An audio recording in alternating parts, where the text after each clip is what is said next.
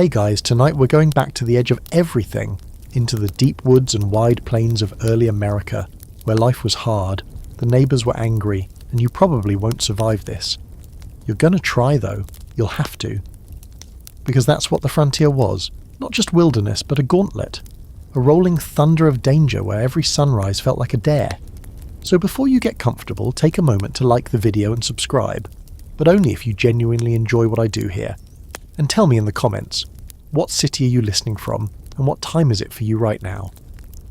Now dim the lights, maybe turn on a fan for that soft background hum, and let's ease into tonight's journey together. You wake up to the smell of ash and sweat. It's barely light out, not even full dawn yet, and the cold air hanging above the ground smells wrong. You don't know it yet, but this morning will be called the Bloody Morning Scout by the historians who pick through its bones centuries later. For you though, it's just the morning you wish you'd stayed asleep. Your name doesn't matter, not really. What matters is you're one of Roger's Rangers, or maybe you're just tagging along for a sense of purpose, trying to earn coin and survive this war that doesn't quite belong to you. French and Indian War, they're calling it. Britain versus France. With every native tribe dragged into the mess, whether they like it or not. You're deep in enemy territory, just outside Fort Carillon, which the French built to keep people like you far, far away. You were supposed to scout ahead, watch the tree line, smell the air, be the eyes and ears of the British push into New France. But now you've become the hunted. You blink, still groggy, still clutching your musket, when the first volley cracks the air. No warning, no orders, just gunfire from the trees and the high, eerie whoops of the enemy war cries. Your captain, a wiry Scotsman with a mean streak and louder lungs than brains, shouts to take cover, but he's already dropping, blood pouring from a split skull. You dive behind a rock and immediately realise it won't save you. This isn't a battle, it's an ambush, and they've done this before. The enemy blends into the woods like smoke, like ghosts. You barely see them. You only hear the rustle of brush before another ranger falls. The bullets don't whistle, they thud. You've seen fights before, but never like this. This isn't formation lines and drum rolls. This is chaos. Trees cracking under musket balls, screams swallowed by the wind. You've heard of the Mohawk and Abenaki fighters, fast, silent, terrifyingly precise, and now you're learning the truth of their reputation firsthand. They move like they own the forest, because they do. You fire once, maybe twice. It's hard to tell. Your fingers are shaking too much to reload fast enough. Someone screams your name, or maybe it's not your name, maybe it just sounds like it. Either way, you don't answer. You crawl. You crawl like your life depends on it, because it does. Your leggings tear. The underbrush scratches up your arms. Your chest burns. You find a shallow dip in the earth thick with moss and old leaves. You press yourself into it, cover your head, and try to become invisible. You stay there for what feels like hours. Maybe it is hours. The forest doesn't care. Time slips away here. The gunfire slows, but the terror doesn't. Eventually it's quiet. Too quiet. That's how you know it's bad. The kind of quiet that means nobody is left to scream. You crawl from your hiding spot and inch toward where your company had set camp. You see what's left of them. Scattered bodies, some stripped of gear, others mutilated in ways your brain won't let you fully understand. You turn your eyes from one body to the next, desperate not to recognize a face. You fail. That's when you see him. Sergeant Kemp. Dead, of course, but somehow still glaring like he's waiting for you to explain yourself. His body's been left with a kind of deliberate message. Throat cut, eyes open, hatchet buried in the dirt beside him, a calling card. You've heard rumours about war trophies, scalps taken for French bounties or revenge. No one's sure what's true. All you know is, this is what happens when you trespass too deep. Somewhere a blue jay screams. You flinch so hard your back hits a branch, and you bite your tongue hard enough to taste blood. You don't cry. There's no time for crying. Instead, you crawl back into the woods. North. Always north. Your only hope is to reach Fort Edward, days away through thick forest and enemy patrols. The rest of the day you move like a shadow, crossing cold streams and watching your back every step. You hear rustles and freeze. You feel eyes on you that might be your own paranoia, or they might not. The strange part is, as night falls, you start to hum. Just a soft tune your mother sang when the nights were cold back home. Something about the stars and safe passage. It doesn't help, but it doesn't hurt either. You find a hollow log to crawl into and sleep in your coat, wrapped tight like you're trying to hold yourself together. The next morning you wake up not to birdsong but to silence, and a single deer staring at you from 30 feet away. You both freeze. It snorts, then bolts. Somehow, you smile, because if the deer's still running, maybe you can too. A historical note for your nightmares. This ambush happened in 1758, near the site of what's now Ticonderoga. About 140 of you went out to scout. Maybe 70 came back. It was one of the worst ranger losses in the war. Not everyone got a name in the reports. A fringe detail. Some survivors claimed the French allied native warriors played flutes over the bodies afterward, an eerie melody in the foggy woods. No one could confirm it, but those who said they heard it swore it kept them from ever sleeping right again. As for the scholarly debate, some say Rogers' Rangers were reckless, arrogant, and brought it on themselves. Others argue they were doomed by bad orders from higher up. As usual, the truth is probably sitting cross-legged somewhere in between, waiting to be noticed. But you're alive, and somewhere ahead there's another fire to avoid. You smell smoke before you see the flames. It's not the thin, fleeting kind from a hearth or a cook fire. This is heavy, greasy, floating on the wind like a threat. You're standing on the palisade wall of Boonesborough, Kentucky, clutching a musket that's older than your teeth, and every muscle in your body is already tired. Because you know what's coming. You've heard it in the woods for days now. The soft crunch of footfalls that didn't belong to deer, the silence that crept in too early, the feeling that the trees themselves were holding their breath. Now it's official. This is Boone's last fort. And tonight, you hold the gate. They come at dusk. Of course they do. Because twilight is when things blend. The edges of the forest, the sound of voices, the colours of war paint, the shiver between man and ghost. You squint into the blur of trees and see them finally. Dozens of shadows moving together like a tide.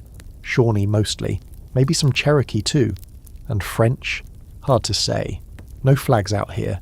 No uniforms. Just men with weapons and old grudges. You'd been warned this might happen. Word had come through rough hands. Trappers, scouts, traders half drunk on their own paranoia. Daniel Boone himself had returned weeks earlier after being captured and escaping half-starved, with stories about British agents arming native war parties and whispering promises of power if they helped burn the frontier flat. He told you this place wouldn't hold, that the walls weren't thick enough, the food stores not deep enough, the creek too easy to cut off. And now here you are anyway, standing on raw timber walls, watching fire-tipped arrows arc like red birds across the sky. One hits the roof of the blockhouse, another sinks into the ground near your feet. The third sticks into the chest of young Caleb, the smith's son, who drops like a sack of flour and doesn't move again. You don't have time to mourn, you barely have time to reload. The rhythm of battle takes over. Bite the cartridge, pour the powder, ram the ball, raise the gun, fire. Again. Again. The smell of black powder mixes with burning pine. Inside the fort, children scream. Mothers pull them into cellars and cabins. Someone yells that the livestock are panicking, that the cows are charging the fence. You can't care. You're aiming into the trees, trying to see a target through the smoke. Then the gate shakes. Not gently. This isn't some curious poke. This is a ram, a log, a battering tree, slamming again and again. You can feel it in your knees, in your stomach. You and 4 others rush down the ladder, feet slipping on the blood-slick rungs. You brace the gate with a beam as thick as your thigh and pray it holds. Outside they shout something you don't understand. You catch only the tone, part fury, part celebration. They think they've already won. You don't disagree. The next hour blurs into a nightmare. Arrows burn down half the grain shed. Someone inside the wall starts coughing. Smoke. Panic. Both. The well is running dry. You hear rumours among the women that someone saw Boone himself sneaking out again under cover of night. Maybe to parley. Maybe to run. The man is a myth. Half saviour, half traitor. And all anyone knows is that he walks into the woods and comes back with stories and scars. At one point you're posted on the southern wall when you spot movement in the ravine. A cluster of figures crouched low, trying to work beneath the cover of smoke. You fire and they scatter like birds. One doesn't get back up. You don't look too closely. It's not until just before dawn that the rhythm slows. You're not sure if the enemy's retreating or just reloading. But the forest falls quiet again, temporarily. You sit back against the wall, boots soaked through, face streaked with soot and blood. You hear a baby cry. Someone else throws up. Your heart is still galloping like it hasn't gotten the message that the fight is over, at least for now. The historical truth. This siege went on for 9 days in 1778. 9. It was one of the longest, most grueling attacks on a frontier fort in early American history. And Boonesborough held, but just barely. Boone, the local legend himself, was accused of treason afterward by some of his own men for negotiating too closely with the enemy. He was later acquitted, of course, because who else knew the woods like he did? But even his name couldn't protect him from suspicion. Here's the fringe rumour. Some of the women inside the fort, wives, mothers, even a grandmother, took up arms beside the men, loading muskets and throwing boiling lye over the palisade. One unnamed woman allegedly fired a rifle through a crack in the logs and killed 2 attackers. No one wrote her name down, but the legend stuck. And the debate? Historians still argue over whether Boone was a hero or a slippery operator with his own agenda. Some say he only saved Boonesborough because it served his long-term plans. Others insist he risked everything out of loyalty to the settlers. Maybe both are true, or maybe it doesn't matter. Because you, the one actually holding the gate that night, you didn't have time to care about politics. You just knew that if the gate broke, everyone inside would die screaming. By the time the sun breaks through the trees, you're still standing. Barely. You've got a cut on your hand, powder burns on your coat and your ears are ringing. You haven't eaten since yesterday. You haven't slept since the day before that. But the flag on the pole is still up.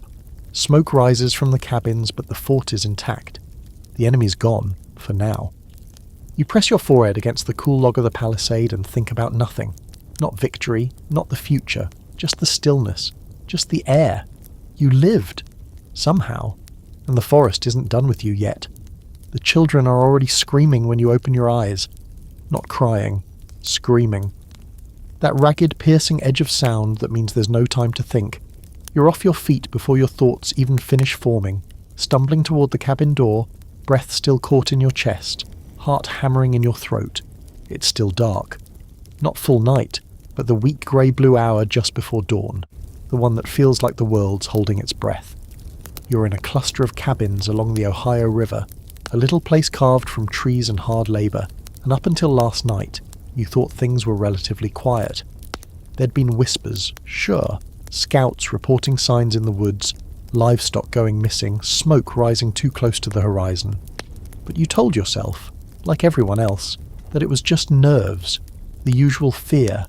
After all, there were children here now, babies, old folks. Surely no one would be cruel enough to strike a place like this. You're wrong, of course, because this is the Ohio Valley Screams, and mercy doesn't live out here. The front door bursts open with a sound like splintering ribs, and a man rushes in, barefoot, wild-eyed, coated in blood that might not be his. He yells something, voice breaking apart at the edges. All you catch is riders and burning. That's enough. You grab the 2 oldest children, your niece and her brother, and shove them beneath the bed. Don't make a sound, you say, no matter what you hear. Then you take your rifle from the mantel. It's barely loaded. You haven't cleaned it in weeks. But it's the only thing between you and whatever's out there. You glance at the old musket hanging by the door, your father's, heavy and cracked, and you grab that too. Why not? You figure if this is your last night on Earth, you might as well go out holding both. Outside, the world is glowing orange. Cabins up the path are on fire one by one. You can hear hooves. Not the fast, galloping kind of cavalry, but slow, deliberate riders, moving like they already know they've won. You spot them through the smoke. Mounted figures, torches in hand, faces hidden behind paint and soot. Some of them wear British coats, or at least parts of them, stitched together with beads and bone. The message is clear. This isn't a raid for resources. This is a message. This is punishment. You duck behind a rain barrel and nearly lose your teeth when a musket goes off right beside your head. Old Mrs. Greer, of all people, is crouched behind the tool shed with her husband's pistol in both hands, swearing like a sailor. You nod at her and she nods back, which in frontier terms basically means, guess we're dying together. Another blast. A horse squeals and drops. The rider, young, maybe too young, staggers up, tries to reload, and gets tackled by Greer's dog of all things. Chaos reigns. You catch a glimpse of someone trying to run across the clearing, shirtless, clutching a crying child. He doesn't make it. You duck low, weaving between burning barrels and collapsed porches. You need to find the other families. Maybe you can lead a few into the woods. Maybe there's still time to hide, but the flames are rising fast, and with them the screams. This isn't a raid, it's a purge. And here's the chilling part. There had been talk of peace. Just weeks ago, a trader rode through with stories of a new treaty, something between the Americans and a few of the local tribes. Hope, it seemed, had legs. But not all the nation signed it, and the ones who didn't, they were done talking. You find the Morrow cabin mostly intact. 3 children inside, too scared to move. You grab them, 2 under your arms and the 3rd clinging to your coat like a burr, and you bolt toward the river. That's the plan now. The Ohio's swollen from spring melt, but there's a flatboat tied downstream. If you can reach it, you might have a shot, if it's still there. You pass bodies, neighbours, friends, some still moving, others gone silent. A few cabins are nothing but chimneys and ash. Someone's playing a drum out there, slow, steady, almost casual, the kind of sound that burrows into your teeth. By some miracle you reach the river's edge. The boat's there, barely, half in the water, half sunken into mud, but you can make it float. You toss the children inside, grab a splintered oar and start pushing off with your back turned to the shore. You don't want to see who's chasing, you just row, hard. Muscles screaming, breath heaving, firelight flickering off the water like the sky's on fire. The boat catches the current. It spins once, nearly throws you overboard. You hunker down with the children, holding them close, murmuring nonsense. Songs, prayers, lies. The wind picks up. The smoke follows, clinging to your clothes, your lungs. By dawn, you're miles downriver. No one speaks for hours. Just the sound of water lapping against wood. You don't know who made it out. Maybe no one. Maybe just you and the children. The oldest girl asks about her mother, and you lie. Because you have to. Historically, attacks like this one occurred up and down the Ohio Valley during the late 1770s and early 1780s, especially as the American Revolution spread into the interior. Settlements were prime targets, isolated, undefended, and often built on contested land. The alliances between native nations, the British, and the rebelling colonies shifted constantly, and often violently. Here's your fringe fact. A few witnesses claimed they saw ghost riders on the ridge, painted men on horses that made no sound, their eyes glowing in the firelight. Later, those stories were chalked up to panic, but the old-timers, the ones who'd survived other raids, said they'd seen them too. Every time. Right before the worst hit. And the debate? Some historians argue the settlers were the aggressors, pushing deeper into native territory, violating treaties, and expecting protection they were never promised. Others point to the brutality of these attacks and the involvement of British agents fanning the flames. There's no easy side to pick, just a river full of ash and memory. You lie back in the boat, staring at the smoke curling over the treetops behind you.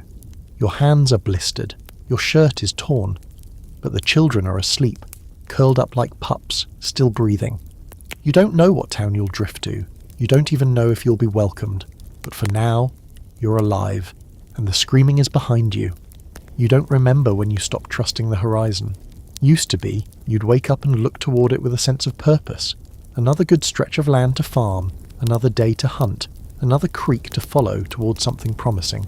But now, that open edge of the world just feels like a threat. Because the last time you rode out into the horizon, it bit back, and it's still bleeding you dry.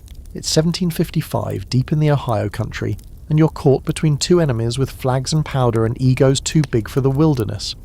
The French say the land is theirs by blood and map ink. The British say it's theirs by crown and cannon. You just wanted a few acres and some peace, but no one's asking you. Today you're riding with a mixed crew, mostly colonial militia, a few British officers, and a handful of guides from the Iroquois Confederacy. The French and Indian War is barely underway, and everyone's already lost their minds. You're part of a detachment headed toward the forks of the Ohio River, where a fort needs building and a message needs sending. And that message is, we're not afraid. Which is nonsense. You're all afraid. The forests here are old, dense with pine and birch, thick enough to swallow the sun in patches. You follow an old deer trail that the native scouts insist is safe. It isn't. You feel eyes on you the entire time. When someone jokes about the French watching from the treetops with spyglasses, no one laughs. A mile out from your target, you reach a clearing and stop. The ground is disturbed, leaves kicked up, branches broken low. A few of the guides exchange glances and go quiet. That's all the warning you get. The first shot drops your captain, The second one winds past your head and hits a man behind you. He's gone before he hits the dirt. You freeze, unsure whether to run or fire or scream. A figure rises out of the grass not 20 feet away, his body painted bone white, musket steady, eyes unreadable. He fires, and the man next to you folds at the waist. You dive. The clearing explodes. French troops in blue coats emerge from behind fallen logs, flanked by warriors from multiple tribes, their movements fluid and brutal. You recognize a few of the patterns, Algonquin, maybe Huron, but in this moment it doesn't matter. You're outnumbered and outgunned. The forest itself seems to turn against you, echoing every footstep, amplifying every scream. This wasn't supposed to happen. You were told this was secure territory. You were told the French had fallen back. You were told the native tribes were still negotiating. But there it is again, that mistake. Assuming anyone out here plays by the rules written back in Europe. You crawl through mud and roots, rifle clutched to your chest, heart doing a drum solo in your throat. Gunpowder stings your nose. Shouts in French mix with war cries in languages you can't place. You spot a British officer trying to rally the militia, but he's surrounded before he can finish barking orders. A tomahawk flashes, and his words end with a wet snap. You keep moving. That's all you can do. Someone grabs your arm. It's a scout bleeding from the leg, pointing toward a dry creek bed. You both scramble down the embankment and press yourselves into the dirt. Overhead, the battle rages. Neither of you speaks. The only sound is your breath, ragged and shallow, and the thump of boots on the ridge above. Eventually silence takes over. Not peace, just that heavy, terrifying stillness that means it's over, for now. You wait. Minutes, maybe an hour. Then you climb up, careful, quiet. What's left of your detachment is scattered across the clearing, bodies twisted, some stripped, others mutilated. It's not just killing, it's a message. This land isn't yours. It never was. You find one of the younger soldiers, barely 17, sitting upright against a tree. His hands are covering his face. You think he's crying, until you see the blood seeping through his fingers. His eyes are gone. You kneel beside him, but there's nothing you can do. The remaining survivors, 5, maybe 6 of you, move like ghosts back toward the outpost you came from. You don't speak. You don't cry. You just walk. By the time you reach safety, your uniform is torn, your boots are soaked through, and your mind is chewing itself apart. The officers ask for a report. You say one word: slaughter. Historically, what you stumbled into was one of many frontier ambushes in the early days of the French and Indian War. The French were masters of guerrilla tactics here, often with the aid of allied native nations who knew the land like a second skin. British forces, bound by old European strategies, were often caught flat-footed in terrain that didn't care about ranks or lines. Here's a fringe detail. Some survivors claimed the French carried ornate whistles carved from bone, which they used to signal each other through the woods. A few were later recovered, and their exact origin is still debated. Some say they were ceremonial, others say they were just fancy noisemakers from some forgotten fur trader. And the scholarly debate? There's still a mess of it over how much autonomy the native warriors had in these early skirmishes. Were they acting out of loyalty to the French crown, or were they simply using the opportunity to push back against decades of encroachment? Some historians argue they were equal partners in strategy. Others say they were pawns, lethal ones, but pawns nonetheless. The truth, as usual, is tangled in the roots of the forest they fought in. You sit by the fire that night, not speaking, not even blinking. One of the other survivors finally says, "It wasn't a battle." You nod. It was a warning. And the worst part? You're not sure anyone will listen. You're already alone when the first shot rings out. Not alone. Technically, your cousin and her 2 boys are somewhere in the woods behind you, gathering berries and trying to pretend that what happened last week didn't, but alone enough. Enough to know no one's coming to help if this goes bad. Enough to know that when a musket fires just beyond the clearing, the only person who'll do anything about it is you. This is Watauga territory. The far edge of it, anyway. One of those wild border zones where maps lie and promises made in council houses vanish with the wind. You've lived out here 5 years now, since your husband vanished on a winter trapping run and left you with a 1-room cabin, 3 chickens, and a deep-rooted distrust of the tree line. Folks call you the widow at Watauga, like it's your job title. But really, you're just a survivor. Which means today, like every day, You have to act like you aren't scared out of your damn mind. You duck low and crawl toward the sound, weaving between stumps and brush, your old hunting musket held close. It's heavy, longer than you are tall, and takes forever to reload, but she's been with you since your wedding day, and she hasn't failed you yet. The clearing is a mess. Smoke hanging like breath in cold air, bodies on the ground, some in homespun, others in paint. One still moving, dragging himself toward a felled log, clutching his stomach like he's trying to keep his insides inside. You recognize him. Jared Evans, local farmhand, quiet, dumb as fence posts but good-hearted. You try to crawl to him, but the second you break cover, you hear the war cry. It's not loud, not one of those bone-chilling yells from the novels. It's sharp, measured, a single bark that tells you someone sees you. You duck back into the brush, stay still, try to breathe without moving your ribs. Across the clearing you catch movement. 2, maybe 3 men, Shawnee by their dress, but you can't be sure. Their faces are streaked with ash and ochre, and they move like wind through the trees, too practiced, too fast. They're searching, not looting, not raiding, hunting. You curse under your breath.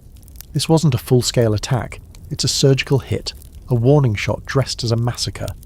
You wait until their backs are turned, then inch toward your cabin. Not because you think it's safe, but because of what's inside. Powder, water, and the flintlock pistol you've been keeping under the hearth since last summer. You reach the door just as a shout breaks the air behind you. Someone saw you. You throw the door open, slam it shut, and drop the crossbar. 1 breath. 2. Then the first hatchet hits the outside wall. You move fast, drop to your knees, yank the loose board near the hearth, and pull out the pistol. It's not loaded. Of course it's not. You fumble with the powder, nearly spill it, your fingers stiff from panic. Another blow hits the wall. The cabin shakes. You shout something, you don't even know what. Maybe it's a warning. Maybe it's a curse. Maybe it's your dead husband's name. You raise the musket first, and when the door bursts inward, you fire. The recoil sends you backward. Your ears ring. The room fills with smoke. But one of them falls. Hard. The other doesn't even pause. He charges. You grab the poker from beside the fire and swing it wild, connecting with something soft and screaming. The fight spills out into the yard. You're both on the ground now, rolling through mud and pine needles, breath hitching, muscles giving out. You don't win. Not exactly, but you don't die either. Eventually the man stumbles back, bleeding from the face, and vanishes into the trees. You lie there for a long time, staring at the sky. The smell of blood and powder thick in your nose. Your dress is torn, your hands shaking. You don't feel strong. You feel like a cracked doorframe, held up by sheer habit. And then you hear your nephew's voice calling from the woods. He's alive, your cousin too. They saw the smoke and ran. Smart. Later, when the neighbours arrive, what few are left, they count 7 dead, including Jared, who bled out behind the log. Someone claims the attackers were part of a scouting party sent to punish the settlements expanding too far west. Someone else swears it was revenge for a skirmish the militia started 2 weeks earlier near the Nolichucky. Everyone has theories. No one has answers. The historical fact. The Watauga settlements were among the first independent frontier communities not directly sanctioned by British or colonial governments. They existed in a legal and political grey zone, and that made them targets, both for native nations trying to defend ancestral land and for colonial officials eager to keep control. Skirmishes like this happened often, fast, and were usually left out of the official records unless someone important died. Here's a lesser-known twist. Some accounts suggest that Watauga women, especially widows, became known for fighting back. One diary describes a woman who loaded her musket, strapped a blade to her boot, and walked 2 miles to warn a neighbouring cabin. No one ever caught her name. Just the woman with blood in her hair. You wonder if that was supposed to be you. And the debate? Some historians argue the Watauga settlers were squatters, illegally occupying native land and dragging everyone into conflict. Others insist they were brave pioneers, building order where governments failed. You figure the truth depends on which side of the door you're standing when the hatchet hits. You rebuild the door the next day, hammer it together with raw hands and wet eyes, not because you think it'll stop the next attack, but because there are kids here, and they need to believe you're still strong, even if you're not. You taste metal before you smell it. It's not blood. Not yet. It's gunpowder. Thick in the air, drifting through the cracks in the wooden walls like morning fog. A sour sting in the nose, an itch in the throat. You're at Fort Pitt, and something's very, very wrong. It's summer 1763. The war's officially over, or so the British say. The French have lost, the treaties have been signed, and you, poor soul, are stuck guarding a fort in a world that doesn't know how to stop fighting. Pontiac's rebellion is lighting fires all across the frontier, and Fort Pitt, sitting squat and stubborn at the meeting of the Allegheny and Monongahela, is about to become one of them. You weren't trained for this. None of you were. The fort is overcrowded, a splintering heap of logs and brick, overflowing with terrified settlers and hungry soldiers. Food is low, morale lower. Half the garrison has dysentery, the other half has opinions. The local tribes have closed in, Delaware, Shawnee, Mingo, and they're not just raiding for food anymore, they're laying siege. You'd seen the smoke from the surrounding settlements days earlier, thin grey snakes twisting into the sky, too steady to be anything but deliberate. Survivors trickled in on foot, clothes torn, stories cracked from overuse. One woman swore she saw her husband skinned alive before she ran. A fur trader told you the Delaware are using British weapons now. Gifts from the French, he muttered, left behind like curses. Then came the parley. A small group of Delaware arrived under a white flag. They asked to speak with a commanding officer. They were allowed in.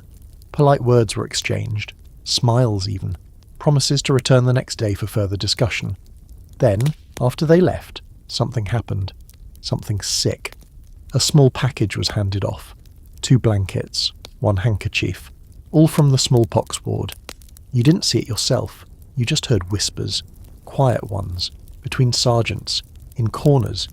But you knew what it meant. You knew what they were trying to do, and then people started dying. Not the soldiers, not right away. The settlers, the ones packed together, coughing already from bad water and worse food. First it was fevers, then the sores, then the swelling, the screaming.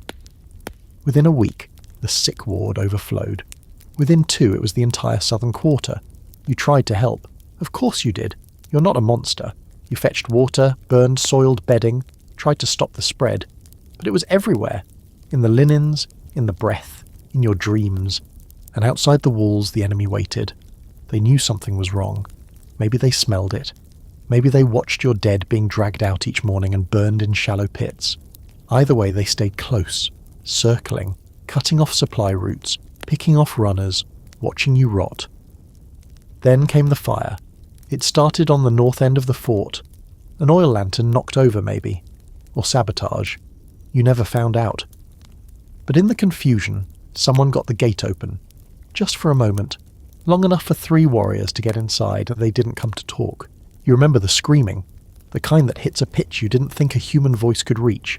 You remember the flash of a tomahawk, the splatter of blood on the stone wall, the way a musket misfired and blew the user's own fingers off. You remember swinging your rifle like a club because there wasn't time to reload. You don't remember how long it lasted, maybe 2 minutes, maybe 2 hours. All you know is that when it was over, the bodies lay in pieces and the fire had spread to the barracks. You spent the night carrying buckets, burning your hands, praying, cursing. The usual frontier routine. By dawn, the fire was out, but so were your rations and your will. Here's the brutal historical truth. Fort Pitt was besieged in the summer of 1763 during Pontiac's rebellion. What went down inside wasn't just about war. It was desperation, disease, and moral collapse. The infamous incident with the smallpox blankets. It's not fiction. A letter exists written by a British officer suggesting the act. And while historians debate whether the attempt truly caused an outbreak among native populations, the intent was real, documented, chilling. The fringe detail. Some survivors of the siege claim to have seen glowing figures outside the fort at night. Tall shapes walking through the mist, faces covered, heads bowed. Spirits, they said. Ancestors. Some believed the land itself was trying to reject the violence it had soaked up. Of course, others say it was just fevered minds, burning with guilt. And the debate? Well, some argue Fort Pitt was a necessary holdout, a last stand against an overwhelming rebellion. Others call it a festering symbol of colonial arrogance, built on stolen land and soaked in disease, literally and metaphorically. The smallpox incident remains one of the darkest chapters in American military history, with scholars still arguing over who approved it, who knew about it, and who lived with the consequences. You didn't. Not really. You left the fort weeks later, thin, shaking, face hollow. Not because the siege broke, but because reinforcements finally arrived. The natives faded into the forest like mist, leaving behind their message. You're not welcome.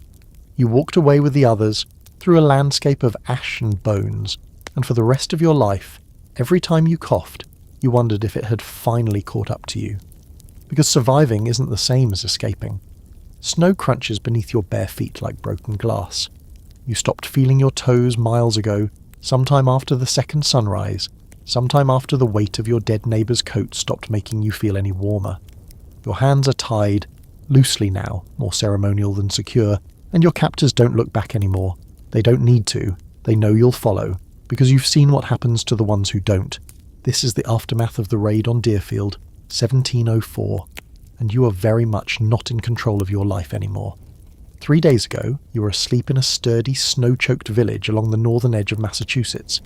Deerfield was supposed to be safe, fortified, patrolled, surrounded by decent people who prayed loud and often, and yet somehow in the middle of the coldest night of the year they came anyway. French, Abenaki, Mohawk, Kanawake. Names you only half understood when your husband muttered them during those late-night conversations by the fire. You'd scoffed at him, said he was too jumpy, that no one would march across the frozen wilderness in February just to burn down a farming village. Turns out you were wrong. You remember waking up to the sound of shattering glass and the sudden blinding cold. Someone had kicked in the front door. Your husband went for the musket. He didn't make it to the corner. They didn't yell, not really. No war cries, no bravado, just fast movement, sharp steel, a low, relentless rhythm of violence. The first time you saw one of them, a figure in snow-coloured leggings, face striped with red, you froze. He didn't.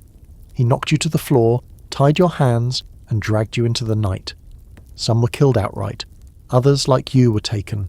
Why? You don't know. Some say ransom. Some say adoption.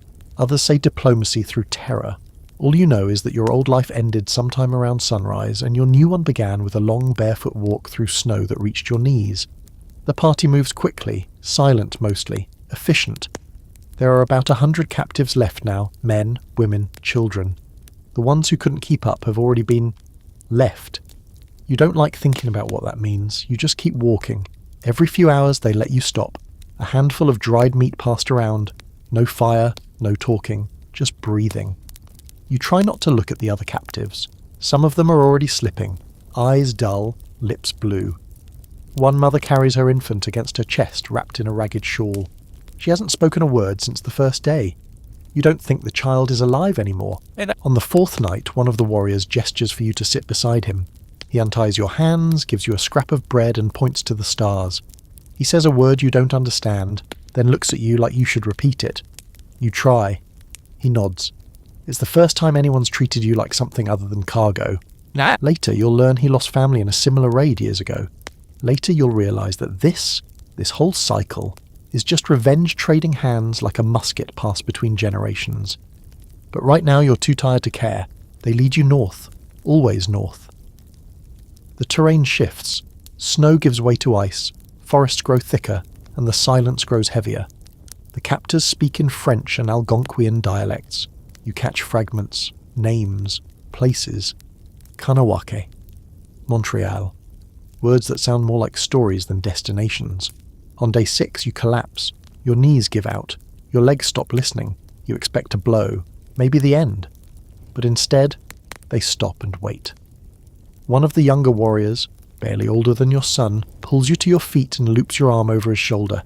He smells like leather and smoke. His fingers are ice. You walk. Together.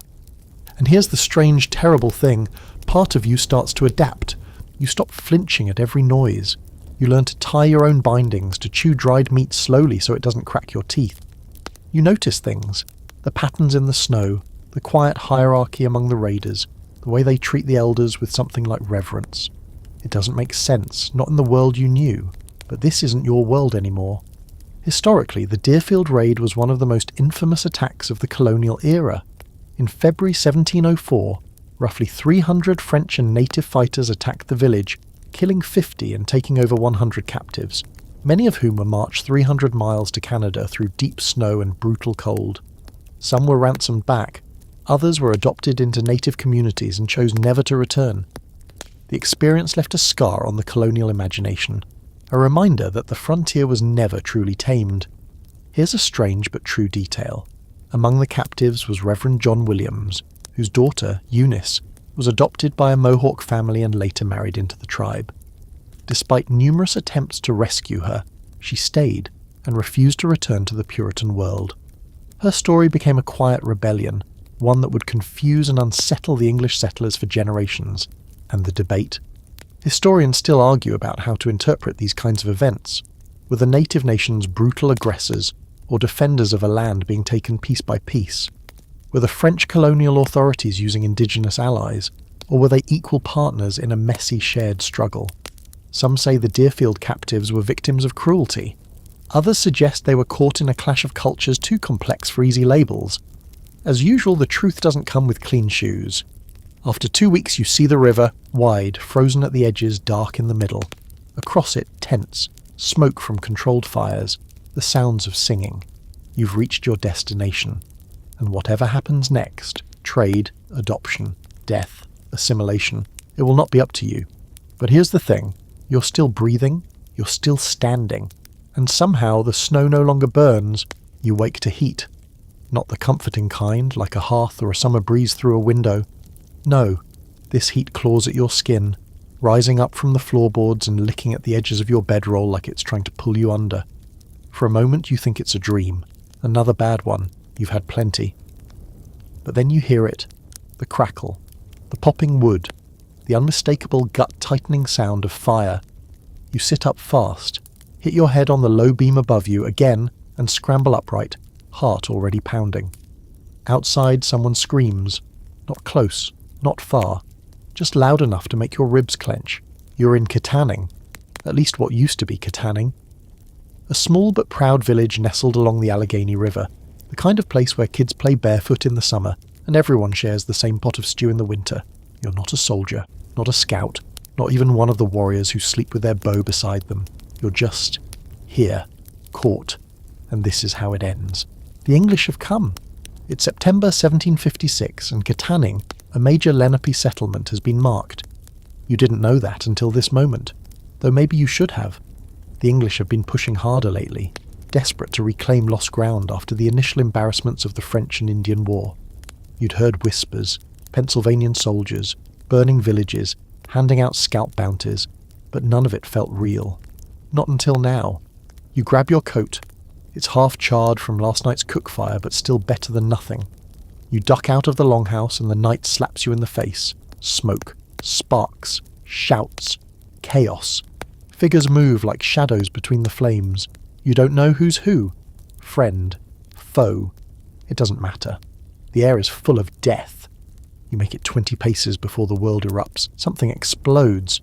Probably the gunpowder stores in one of the storage lodges. The blast knocks you clean off your feet, throws you sideways into a pile of wood. You hear your own breath leave your body in a sharp wheeze. For a few seconds you can't hear anything. Not the fire, not the screams, just a high ringing. A soft, constant tone like the world has gone silent except for your own brain breaking open.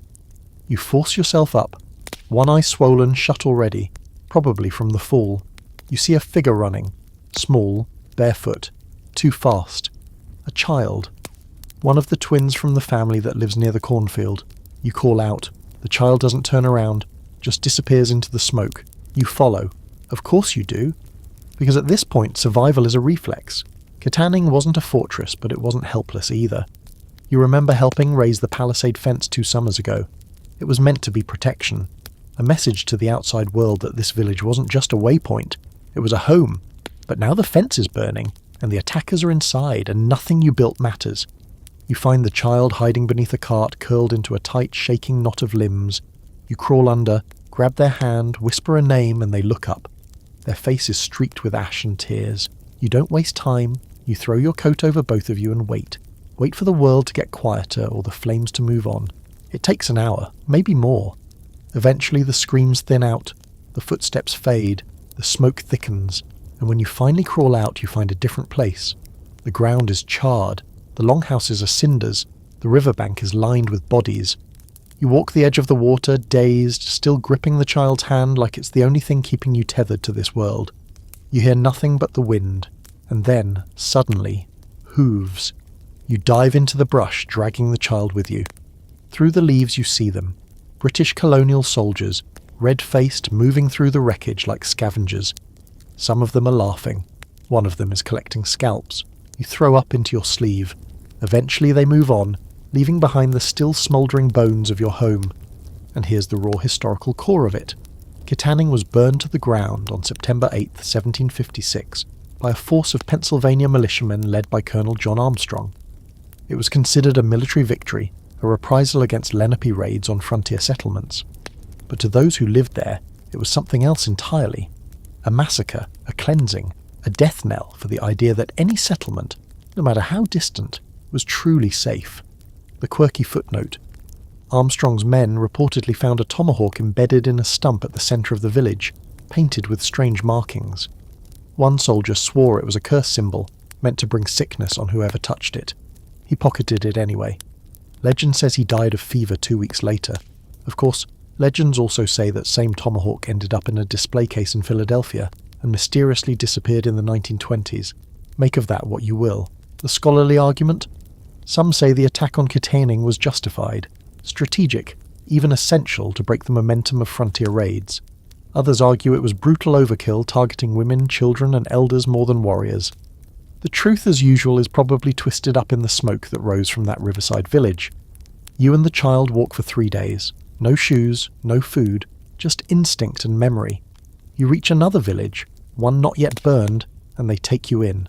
Feed you broth, wrap your wounds, listen to your story with tight jaws and wide eyes. You survive. The child survives. But Kittanning is gone, and something in you is burned beyond repair. You're 12 years old, barefoot, and sprinting through a forest so thick it feels like a maze built by something that hates you.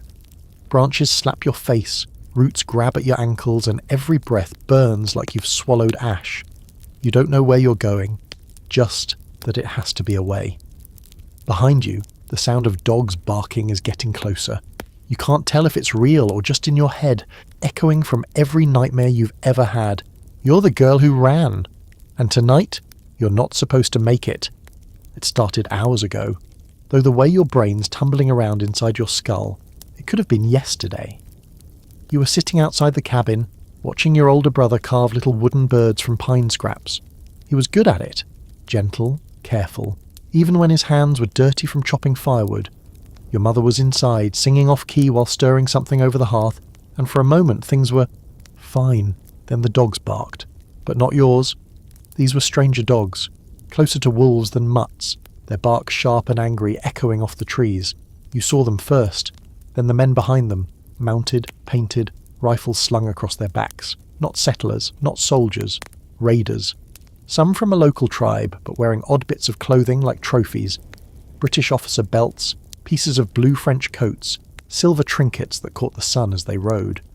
Your brother didn't hesitate. He shoved you backward toward the tree line, grabbed your wrist hard enough to bruise and hissed, "Run!"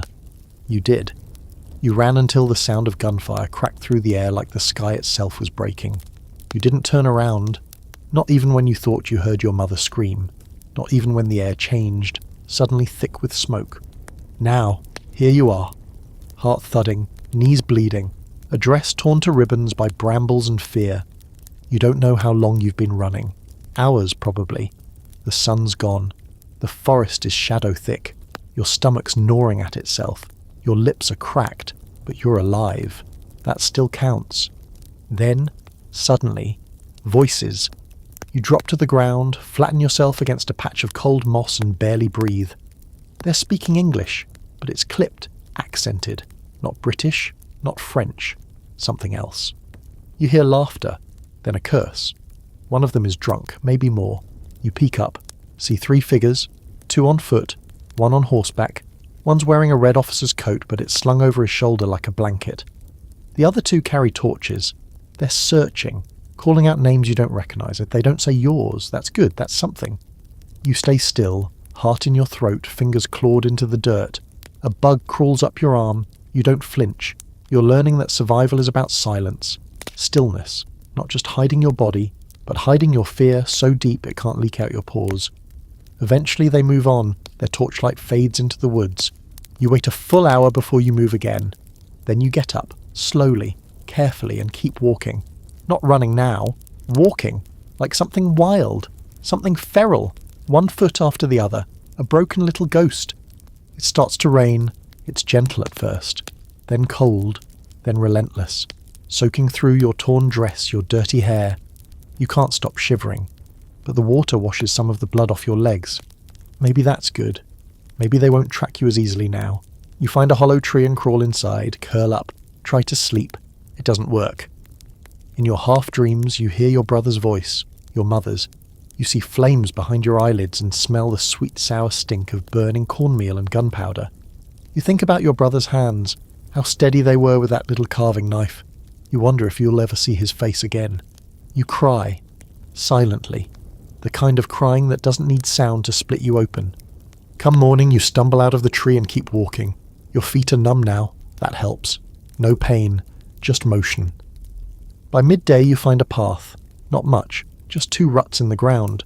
Wagon tracks. You crouch low, watch from the brush. Nothing moves. You follow it, sticking to the edge, eyes sharp. Eventually you see smoke, not wild, not from a burning cabin, but soft, controlled. A chimney, a house, a real one. You don't run to it. You crouch, watch, wait. That's how you survive now. Finally a man steps out, bearded, dirty, but not holding a weapon. A woman follows, holding a baby. She sees you. She doesn't scream. She waves. You don't wave back. You walk slowly, cautiously, like a deer that's been shot at too many times. They take you in, wash your hands, feed you something warm. The woman brushes your hair with fingers that don't tremble. You don't say much. You don't have to. Historically, hundreds of children were orphaned or displaced during the frontier wars, especially in the 1750s and 60s. Some were taken by native groups, some by soldiers. Others just vanished into the woods. Their stories rarely made it into the official records. But now and then, you hear of one, just like you, who made it out, who ran and lived and became someone else entirely. A fringe story. Decades later, settlers told of a girl known only as Wild Meg, a woman who lived alone near the Ohio River, claimed to have survived a raid as a child and never returned to a normal life. Some said she could walk through the woods without making a sound, that animals followed her, that she didn't speak a word of English anymore. No one knows if she was real. But her cabin stood for nearly a century before it collapsed in a storm. And the debate? Scholars still wrestle with how to frame these child survivors. Were they victims of trauma? Symbols of resilience? Both? Some see them as evidence of cultural erasure, others as testaments to adaptation and grit. The truth probably lives in their silence, in the things they never told anyone. Things you might never say either. You sit by the hearth, eating slow spoonfuls of stew, the warmth finally sinking into your bones. The woman asks if you know your name. You nod, but you don't tell her. Not yet. You're the girl who ran. And you're still running in a way. You hear the screams before you smell the smoke. It's subtle at first, just faint cries muffled by trees and wind. Could be wolves. Could be someone laughing too loud on the trail. You tell yourself that, even though you know better. You've been out here long enough to know the difference between joy and terror. One rises and fades, the other lingers. You're about 2 miles out from the cluster of cabins they call Dry Elk Hollow, though there hasn't been an elk sighted in the area since your grandfather's time. It's barely a village, more like a loose scattering of homesteads connected by rutted paths and thin rumours of lore. But it's where you've lived for the last year, trading pelts and smoked meat for candles and news, trying to stay invisible. You've always known it wasn't safe out here, but you didn't think this would happen. Not now, not like this. You slip off the trail and move through the brush, low and fast. A storm is coming, thick clouds rolling in from the north, muting the world in a dull grey hush. Your boots squelch in the wet earth. You've got one flintlock and a rusted belt knife that you never really learned how to use properly. But it's all you have, so you move with it like it matters. As you crest the ridge overlooking the hollow, the smell hits. Not just smoke, but blood, scorched wood, burning hair. The whole valley is a nightmare unfurling in slow motion. The largest cabin, Gideon's place, is already engulfed. Flames roar through the roof like the building itself is howling. You spot 2 bodies out front, twisted in the snow. One of them still clutching a shovel. You don't let your eyes linger. There's movement near the coop. 3 figures crouched low. One of them kicks in the henhouse door and drags something out. Small, thrashing, screaming. A child. You grip your rifle tighter, body turning to ice. You could run. That thought's always there, like an open door at the edge of your mind. But if you do, they'll all die. Or worse, if they haven't already. So you do something stupid. You move toward them. You angle around the ridge, stick to the low creek bed, and inch your way behind the old smokehouse. From here, you can see the full scope of it. Maybe 8 attackers, 2 with muskets, the rest carrying blades, clubs, and torches. You recognize the dress. This isn't a random war party. This is targeted, coordinated retribution. Maybe Dry Elk Hollow crossed a line they didn't even know existed. You count to 10, then move. You find the edge of the split rail fence and take your shot. One of the torchbearers drops instantly. The others turn, startled, but not panicked. These are practiced men. They've done this before. You duck, reload, crawl. The child is gone, carried away into the trees by one of the raiders. You can't follow, not yet. Another settler, Marla, bursts out from her cabin with a hatchet in one hand and fire in her eyes. She doesn't make it 3 steps before a musket ball stops her cold. By now, the snow is stained red and black. Screams echo off the hills. You take another shot, wound a man in the leg. You hear him cry out in a language you don't understand and watch as he slams his fist into the snow, angry more than afraid. They pull back, slowly. They've done what they came to do. Burned, stolen, blooded. A warning left behind in the ash. You wait, still crouched behind the fence, teeth chattering. The storm rolls in with full force now, rain turning to sleet, steam rising from the scorched ground. You finally move when the quiet becomes unbearable. You don't recognize some of the bodies, others you know too well. The blacksmith's apprentice, throat slit beside the forge. Old May, half buried under a collapsed wall. And then you find her, Rachel, the midwife. The only person in this corner of the woods who knew how to splint a leg or fix a breached birth. She's alive, barely. Curled up near the well, coughing blood. She grabs your wrist with surprising strength and says just 3 words. They took her. You know who she means, little Hattie, 8 years old. Red curls and a mouth like a sailor. She used to sneak extra firewood to Rachel in the winter. She was supposed to be safe. You spend the next day tracking. Sleet soaks you to the bone. Your hands bleed. But you find prints. One small, one large. You follow them deep into the pines, over frozen creeks, under branches that claw at your coat. You don't find them that day, or the next, but you don't stop. Historically, raids like this were heartbreakingly common along the outer frontier during the French and Indian War. Settlements that strayed just a little too far west, too isolated, too proud, often found themselves surrounded and wiped out overnight. News would travel slow, if at all, and by the time colonial militias responded, the attackers were long gone. Here's a detail you won't find in most textbooks. Many of these attacks weren't random. They were payback, for broken treaties, for stolen land, for families slain in earlier conflicts and never acknowledged. Some native groups kept oral lists of wrongs going back decades, names passed down like heirlooms, waiting for the day justice could ride on horseback. And the debate? Was this frontier lawlessness or frontier justice? Did the settlers overreach, or were they just pawns in a much larger imperial game? Some scholars argue these attacks were driven by native resistance to colonial expansion. Others insist they were fueled by chaos, fueled by manipulation from European powers. The line between defense and revenge has always been thin out here. You never do rebuild your cabin. Instead, you take to the woods, sleeping under branches, tracking shadows.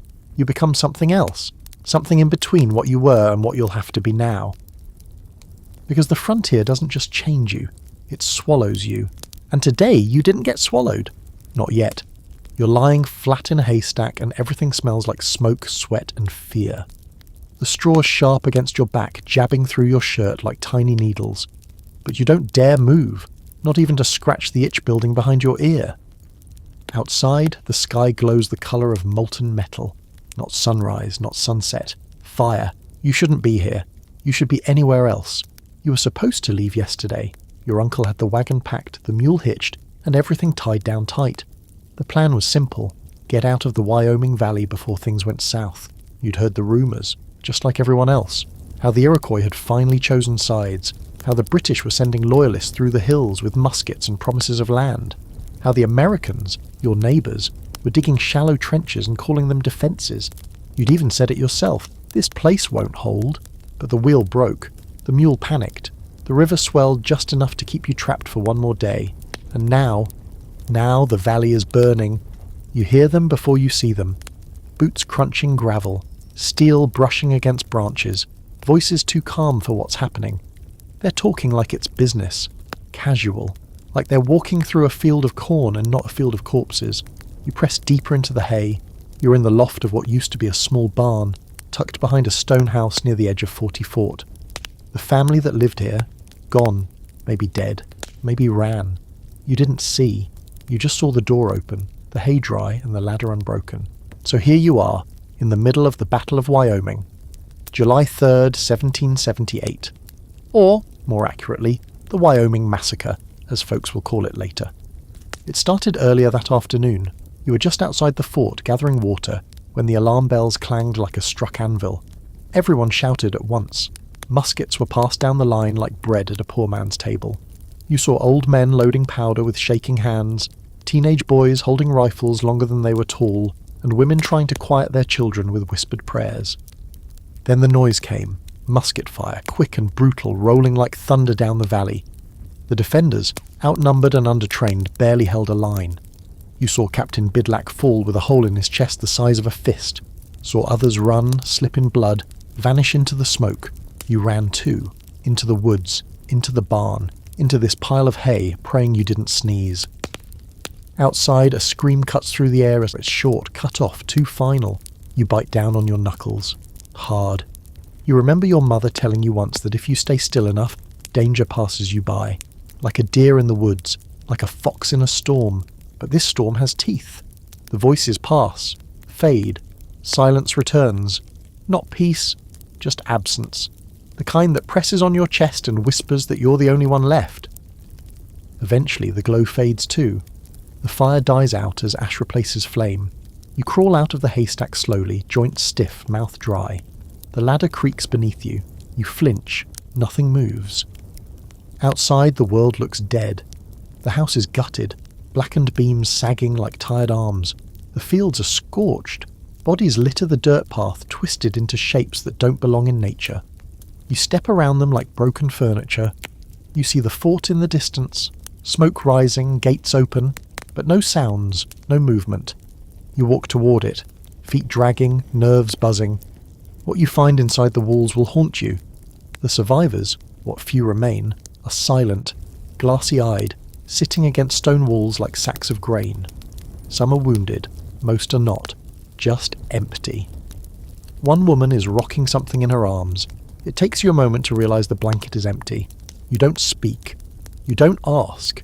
You just sit down and wait for morning. Here's the cold, historical fact. During the Battle of Wyoming, British Loyalist forces, led by Major John Butler, joined with about 400 Iroquois warriors to attack the American militia, defending the valley. The defenders were poorly organized and vastly outnumbered. What followed was not just defeat, but slaughter.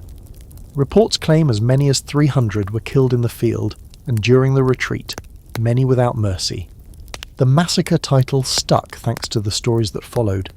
Tales of prisoners tortured, bodies mutilated, homes set alight with families still inside. Some of it was propaganda, fueled by American outrage, but much of it had truth behind it. The valley became a ghost, a scar, a fringe story.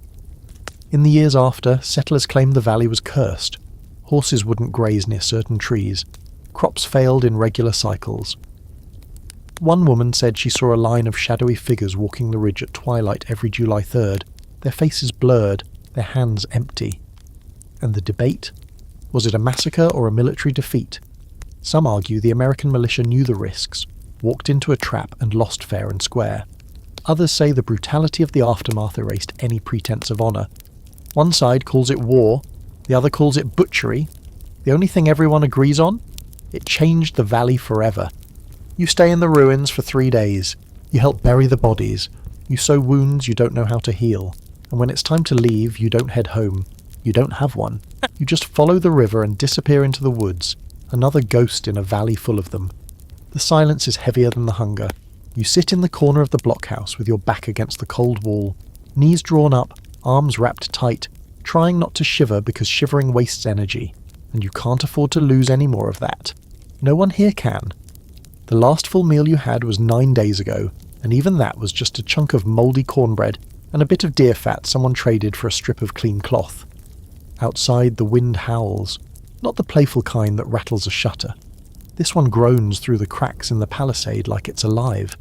It's been howling for a week straight, dragging the scent of death and desperation into every corner of the fort. You've stopped smelling it now. You just live inside it. This is Fort Henry, the second one, built stronger than the first after it was burned years ago. You were told it wouldn't fall, that its thick logs and stone corners could hold off anything, that you'd be safe here. And then the siege came. It started quiet. A few shots from the woods, a trader not returning.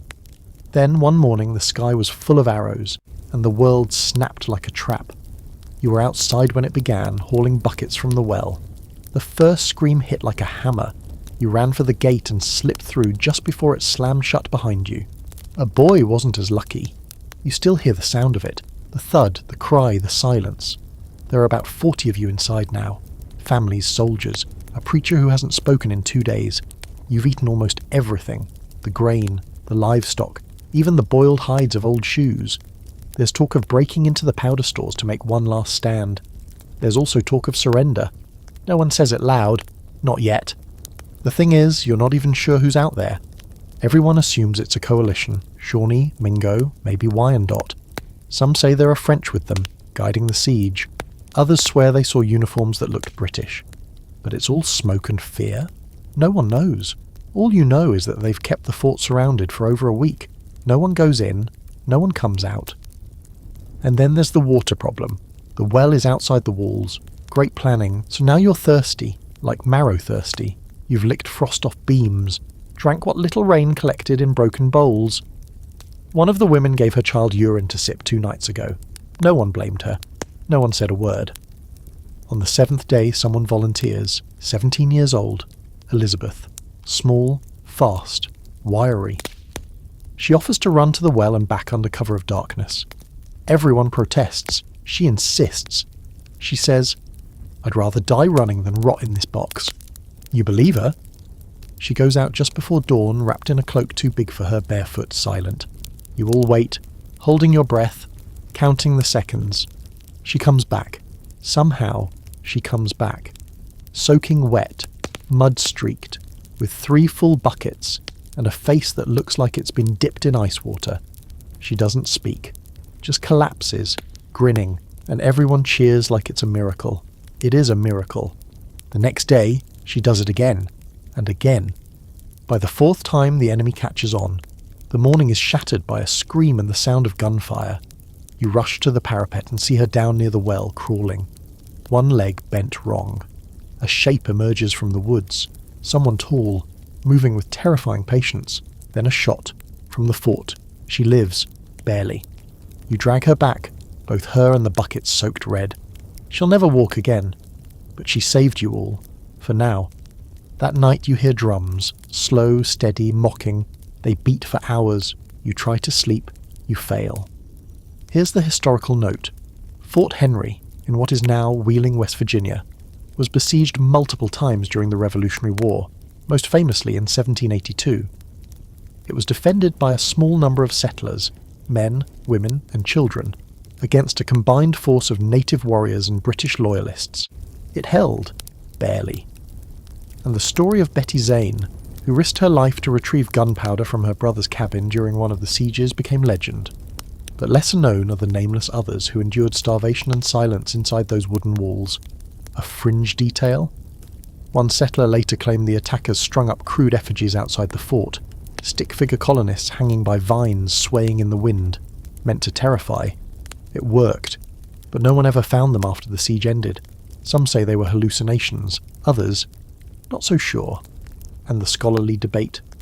Fort Henry is often held up as a last heroic stand of the frontier, Americans holding firm against overwhelming odds. But some historians argue the attacks weren't just part of the revolution. They were the final sparks of a much older fire, fueled by decades of encroachment, broken treaties and betrayals. It wasn't just war, it was a reckoning. You survive, not because of strategy or strength, but because the enemy gives up. One morning you wake to silence. No drums, no arrows, just fog, thick and wet. You wait another day before opening the gates.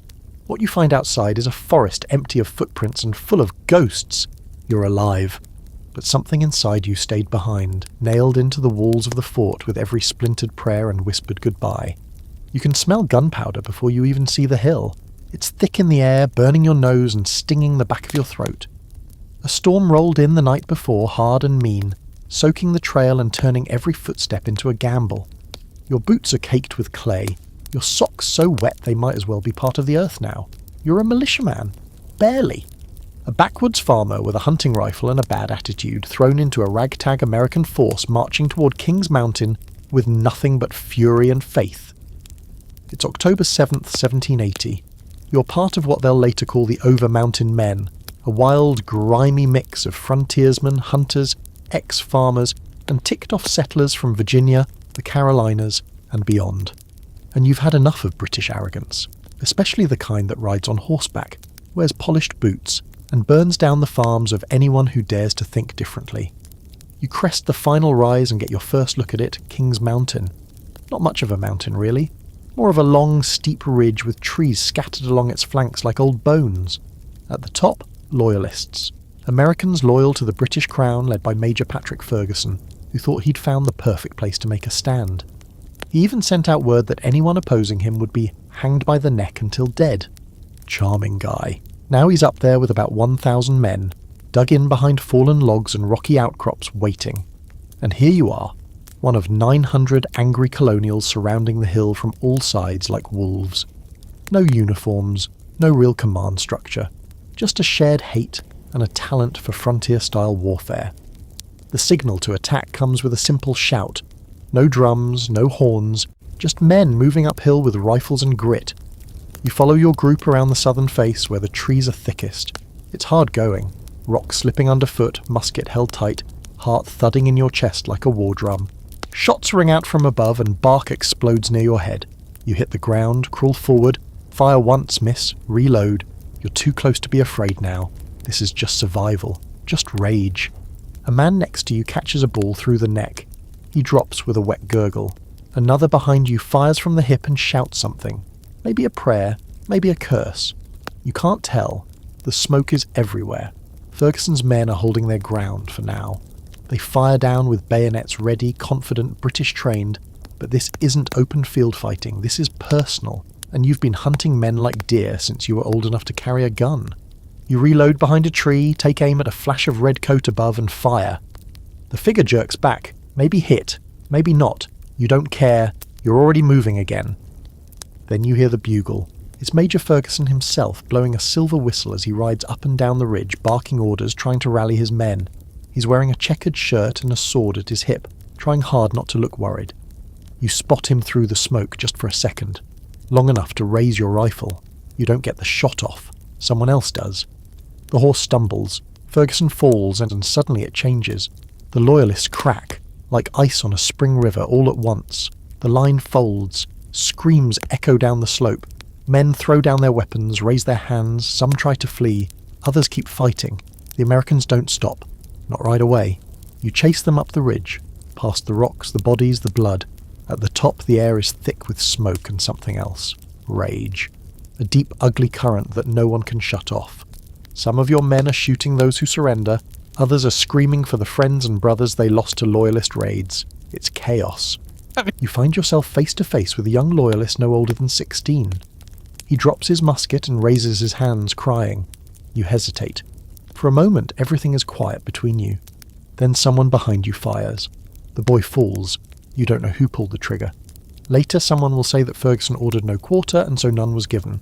Others will insist that the Americans lost control in the heat of vengeance. Some will call it justice. Others will call it murder. The truth? Probably both. The historical fact is simple. The Battle of Kings Mountain was a turning point in the southern campaign of the Revolutionary War. The Loyalist force under Ferguson was wiped out, nearly 300 killed, over 600 captured. The Americans lost fewer than 30. It was swift, brutal, and entirely fought by Americans on both sides, brother against brother. The fringe detail? Ferguson was reportedly shot 8 times before falling. Some accounts say his body was mutilated after death, stripped, looted, buried in a shallow grave. One story claims a group of Cherokee scouts found his corpse later and performed a ceremony over it, honouring him as a worthy enemy. There's no proof, just whispers. And the debate? Historians argue whether the battle was a righteous blow against tyranny or an uncontrolled massacre driven by revenge. Some say it saved the Southern cause. Others say it deepened the wounds of a divided nation, especially in the backcountry where loyalties were as tangled as the roots of an old oak. You stand at the top of the hill as the smoke clears. Your clothes are torn, your knuckles raw, your throat dry. Around you, the dead lie in heaps. The trees sway gently, as if to cover their eyes. Someone hands you a flask. You drink. You don't taste it. You survive the hornet's nest. You're not sure who you are now, but you know one thing. The war didn't end on this hill, it just learned a new shape. The blow lands, and for a second, everything disappears. The sound, the light, even the pain. It's all just gone, like the world itself paused to breathe in. You feel your knees buckle before your brain catches up. Your hands reach for something, maybe the air, maybe the ground, maybe your own name, but it's already slipping. And then comes the pain, rushing in like a flood, sharp, hot, nauseating. You don't know what hit you, you don't even know where you are, just that your head is bleeding and someone is screaming. Wait, that's you. You're on the edge of a trading path near the Kanawha River, and about 10 minutes ago you thought you were just going to check your traps, maybe snare a few rabbits, then head back to your cabin for salted pork and a nap. Now, your traps are somewhere behind you, your rifle is lost in the brush, and your skull feels like it's been split open by a thunderclap. You've been taken, or at least you're in the process of being taken. They move fast, your attackers, silent but precise, like men who've done this before. One grabs your legs, the other your arms. You flail weakly. One of them smacks your ribs with the butt of a musket, and your body goes limp like it's decided to cooperate without consulting you.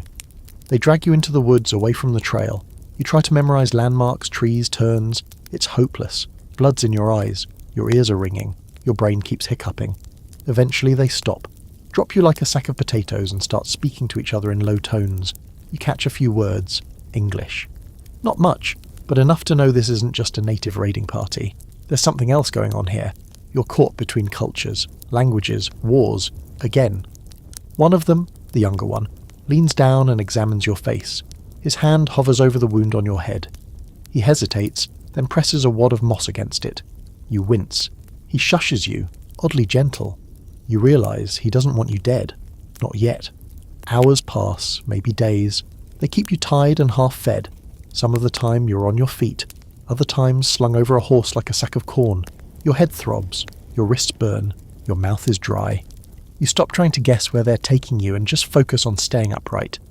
You pass through deep woods, across rivers, along ridgelines that seem to go on forever. One night they build a fire, share roasted cornmeal and something bitter from a flask.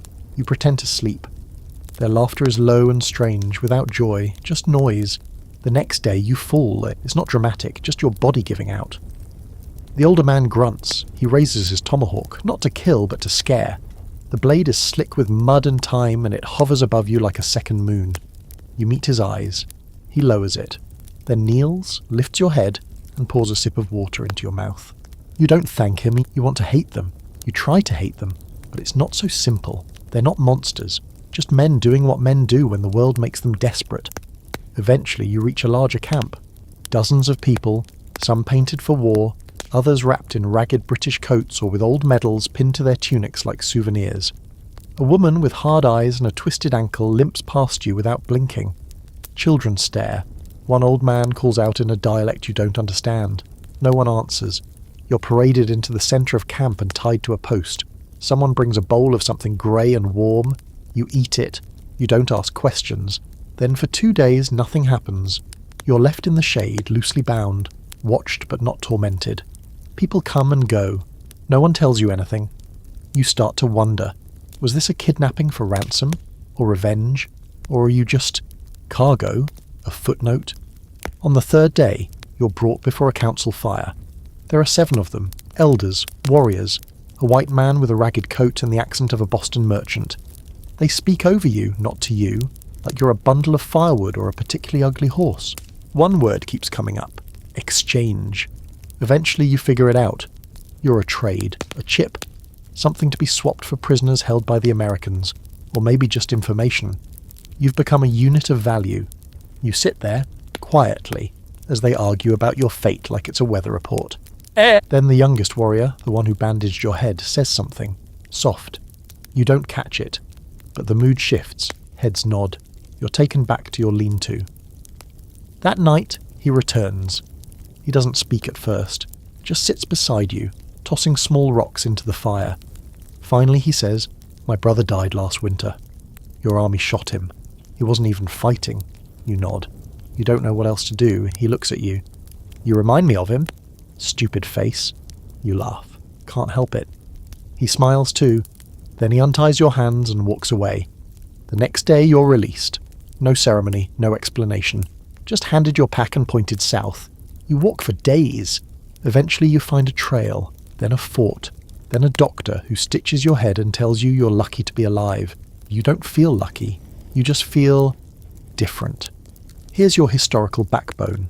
Stories like this happened more often than people think. During the frontier wars, especially during the Revolutionary period, captures were common. Not always for torture or execution, sometimes for trade, sometimes for integration, sometimes for reasons no one ever wrote down. One moment you were a settler, the next you were a bargaining chip, a ghost, a story someone else would tell badly, a fringe fact. One captured frontiersman claimed he was given a new name, a wife, and a small patch of land before being traded back 3 years later. He never went home. Instead, he lived alone near the Susquehanna, refusing to speak to anyone about what happened. And the scholarly debate? Are captives victims or witnesses? Were they used, or were they offered something different? Another way to live. Some embraced their new lives. Others returned forever changed, strangers to their old homes. History struggles to categorize them. Maybe it shouldn't. You touch the scab on your head, run your fingers along the scar, you don't talk about it much. But sometimes, you wake up in the middle of the night thinking about a boy with sad eyes and a quiet laugh, and a tomahawk he never used. You're chewing on your own belt, not because you lost a bet or because you're some kind of fashion-craving lunatic. No, because it's boiled, and it's the only thing that remotely resembles food anymore. It's tough, tastes like bitter smoke and dirt, but it keeps your stomach from folding in on itself like it's been threatening to do for the past 4 days. This is the Salt Lick Siege. It's the middle of summer, and you're trapped inside a half-built fort on the edge of Kentucky territory, with 35 other settlers, 3 barrels of gunpowder, a half-dozen working rifles, and exactly 0 reliable ways to get food. The Salt Lick nearby, used for curing meat and trading with tribes, was supposed to be your meal ticket, your piece of the frontier pie, but right now, it's just a cruel name carved into a burned-out tree. The siege started quietly like they always do. A few shots from the woods. A hunter who didn't come back. Then one morning you stepped outside and saw the tracks. Bare feet, moccasins, soft prints weaving in and out of the brush like ghosts. You didn't hear a war cry. Just the snap of a twig and the sudden ugly realization that you were surrounded. You got back inside just before the first volley hit. That was 9 days ago. Now your water's almost gone. The last pig was slaughtered 2 days back. The firewood pile is getting dangerously low. You're down to leather scraps, boiled bark, and whatever you can scrape off the inside of the corn barrels. You'd chew your boots if they didn't need to get you out of here eventually. At night, the woods come alive. Drums, soft and steady. Sometimes just the tapping of sticks, like a heartbeat in the dark. Other times, whistles. High, eerie notes that twist around your brain like smoke. You don't know if they're real or if you're starting to crack. Either way, you don't sleep. Your job? Watch duty. Midnight to dawn. You sit on the upper platform, eyes half shut, musket across your knees, staring into black trees that never blink. Every sound is a threat. Every rustle is a death sentence that doesn't quite get delivered. Sometimes you catch glimpses, painted faces in the brush, movement near the creek, figures that vanish when you squint. You don't shoot anymore unless you're sure. Ammo's too precious. You only fire when you see white eyes. The others are faring worse. Sarah Bain, the preacher's wife, hasn't spoken in 2 days. She just sits by the fire and mutters something under her breath, over and over, in a voice too quiet to understand. The children are limp and sunken, their ribs like fence rails. One of the boys chewed through a strip of rawhide and tried to eat the ash from the cook fire. You haven't seen the enemy in daylight since day 3, just smoke from their fires and the occasional signal, an arrow tipped with fur, a broken doll left at the gate, a gutted deer hung upside down from a branch near the trail. Psychological warfare, they're good at it. On day 10 the rain comes and it's not gentle. It pounds the roof like fists. But you gather every pot, cup and plate you can find and let it fill. You drink mud and sky and cry when the water hits your tongue. It tastes like life, like hope, like the tiniest middle finger raised to the darkness around you. That night the enemy makes a move. They try the south wall. Fast, coordinated, maybe 10 or 15 warriors, slipping through the wet grass with blades drawn. But you were waiting. A single shout from the watchman, and the fort comes alive. Muskets fire, arrows sail, screams split the rain. One man, an old trapper who could barely walk, catches a hatchet in the shoulder, but still manages to drop his attacker with a knife to the gut. When it ends, 5 are dead. 4 of theirs, 1 of yours. It feels like a victory. Until morning, when you find the message. Carved into the gate with something sharp. We can wait longer than you. And you believe it. The thing is, the tribes out here know patience. They've lived on this land for generations, watching invaders come and go, trying to take what they call home. They know the terrain. They know the sounds. They know how to let you rot in your own fear until surrender feels like mercy. You think about sneaking out. Every night. You're not the only one. One man tried it. Slipped over the wall with a pouch of dried berries and a compass. He never came back. You don't know if he got away or got buried face down in a creek. You hope it was the first one, if only for morale. On day 13 you catch a squirrel. A real one. You don't remember how. A trap maybe. Or it just ran into your hands, as dumb as it was hungry. You share it. All of you. Cut it into 35 pieces. You get a single rib and the tip of the tail. Best meal you've had all week. That night you dream of roast duck, and then of fire, and then of silence, and then finally salvation. At dawn, a horn. Faint, far off, but real. Someone shouts, "Horsemen!" You scramble up the wall and see it. Riders. Real ones. Militia from the east. Coming hard and fast through the trees, rifles raised. You don't cheer. You don't believe it at first. But when the shots ring out and the enemy scatters like leaves, you let yourself hope. The siege breaks. Not with a final battle, just an ending. The warriors disappear, as if melting into the land. You never see them retreat. You only notice, slowly, that you're not surrounded anymore. The riders arrive, bringing food, water, and questions you don't want to answer. You eat, you drink, you sleep like a corpse. You dream of salt and leather and trees that watch you. The historical truth? Small frontier forts were besieged all over Kentucky and Ohio in the late 1770s and early 1780s, especially during the conflicts known as the Western Theatre of the American Revolution. Most of the battles weren't grand. They were slow, starving, psychological, and many of them ended not with glory, but with hunger. A fringe fact. One settler later claimed he survived by chewing pages from a Bible, said the word of God tasted like hope. Others say he just liked the glue. And the debate? Were these forts signs of colonial progress, or aggressive provocations planted deep in stolen territory? Depends who you ask. For some, they were lifelines. For others, targets. For everyone, they were traps.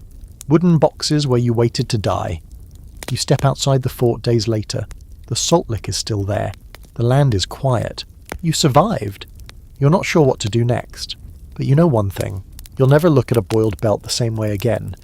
You don't see the knife until it's already in your neighbour's throat. 1 minute he's talking, some nonsense about beans or boots or whether he remembered to pack his powder horn, and the next he's gargling blood, eyes wide with surprise, mouth moving but saying nothing useful. He drops like a sack of flour. You blink. You're still holding your coffee. This isn't a battle, it's an ambush. And it's not random, it's a reckoning. You're part of a scouting party near the banks of the Wabash, called out to check the edge of a settlement. what was supposed to be a friendly village under the protection of the US Army. A handful of officers from Fort Jefferson had been talking for weeks about a new alliance with some Shawnee and Mingo leaders. Promises were made, paper was signed, there were even speeches, but this morning those handshakes just turned to hand axes. You duck behind a fallen log, heart hammering against your ribs, musket in one hand, canteen in the other. Around you the air is chaos, shouting, gunfire, the thudding panic of boots against dirt. You see one of the officers trying to rally the men, swinging his sword like that's going to make a difference. A war club silences him with one wet crack. You scramble through the underbrush, trying to make sense of what went wrong. Weren't these the same people you shared stew with last week? Weren't these the same warriors who promised to trade furs and root out the last of the British influence in the region? Turns out words are cheap. Revenge is not. This, you learn later, is the revenge of the Long Knives. That's what the tribes will call it anyway. You'll just remember it as the day the air went red. The name Long Knives was given to white settlers and soldiers for their bayonets, swords, and their long coats that flapped like blades through the forest. It was never meant to be flattering. And now, that name is being paid back in full. You crawl over the body of a militiaman, his scalp already taken, eyes open to the sky. You keep your head low and your legs moving, trying not to think about the fact that you were here for diplomacy, that you were told the territory was pacified, that you weren't even supposed to be armed this morning. Everything about this place lies. The map lies. The people lie. The air lies. You start to feel like the ground is going to open up and eat you. Somewhere behind you, a powder keg goes up in flames. The blast shudders through the forest like a thunderclap, and something lands near your face. A piece of bone, small and curved. A jaw, maybe. You don't look closer. You make it to the tree line and throw yourself behind a downed pine, breathing hard, covered in mud, blood and smoke. You reload by feel, hands shaking, powder spilling. You want to run, but you know better. You've seen what happens to runners. They're the first ones to get caught, the first ones to get skinned. No, you're going to wait. Watch. Then move. You can't afford panic. Not now. 10 minutes pass. Maybe more. The noise begins to fade. Not because it's over. Just because most of your party is dead. That's when you spot them. 3 warriors moving through the aftermath, checking for survivors. Not looting, just finishing. You stay down, not breathing, not thinking. Just praying to a god who's never set foot this far west. Eventually they move on, vanish into the trees like smoke. You crawl back toward the river, circling wide, careful not to crack a branch or cough. At the bank you find one of the canoes, half sunken, riddled with arrows. You drag it free with what strength you have left and push it into the water. The current catches you before you're even fully inside. You let it carry you. You don't look back. When you finally reach another outpost, the men there stare at you like a ghost. You must look like hell. You feel worse. You give your report in a voice that doesn't feel like yours. They ask if anyone else made it out. You shake your head. Later you learn more, that this wasn't just some random act of violence, that there'd been growing resentment for months, years really. Treaties signed by leaders who didn't speak for every band, false promises, encroachments, military expeditions that swore they were peaceful, right before they burned someone's field. You just happened to be in the wrong place at the exact right time to pay for all of it. Here's the historical skeleton underneath this mess. The Long Knives was a term used by various native nations for American frontiersmen and soldiers during the Revolutionary and post-Revolutionary periods. After the British ceded massive tracts of land at the end of the war, land they didn't truly own, violence exploded in the Ohio River Valley.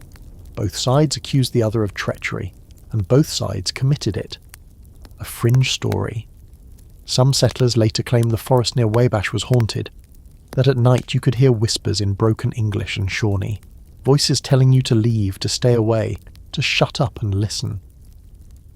A few soldiers refused to sleep near the site. One supposedly went mad after hearing singing that wasn't from a throat. But war always leaves behind strange sounds. And the debate? Scholars still argue whether attacks like this were spontaneous responses to broken promises, or orchestrated resistance against American expansion. Some frame it as native aggression.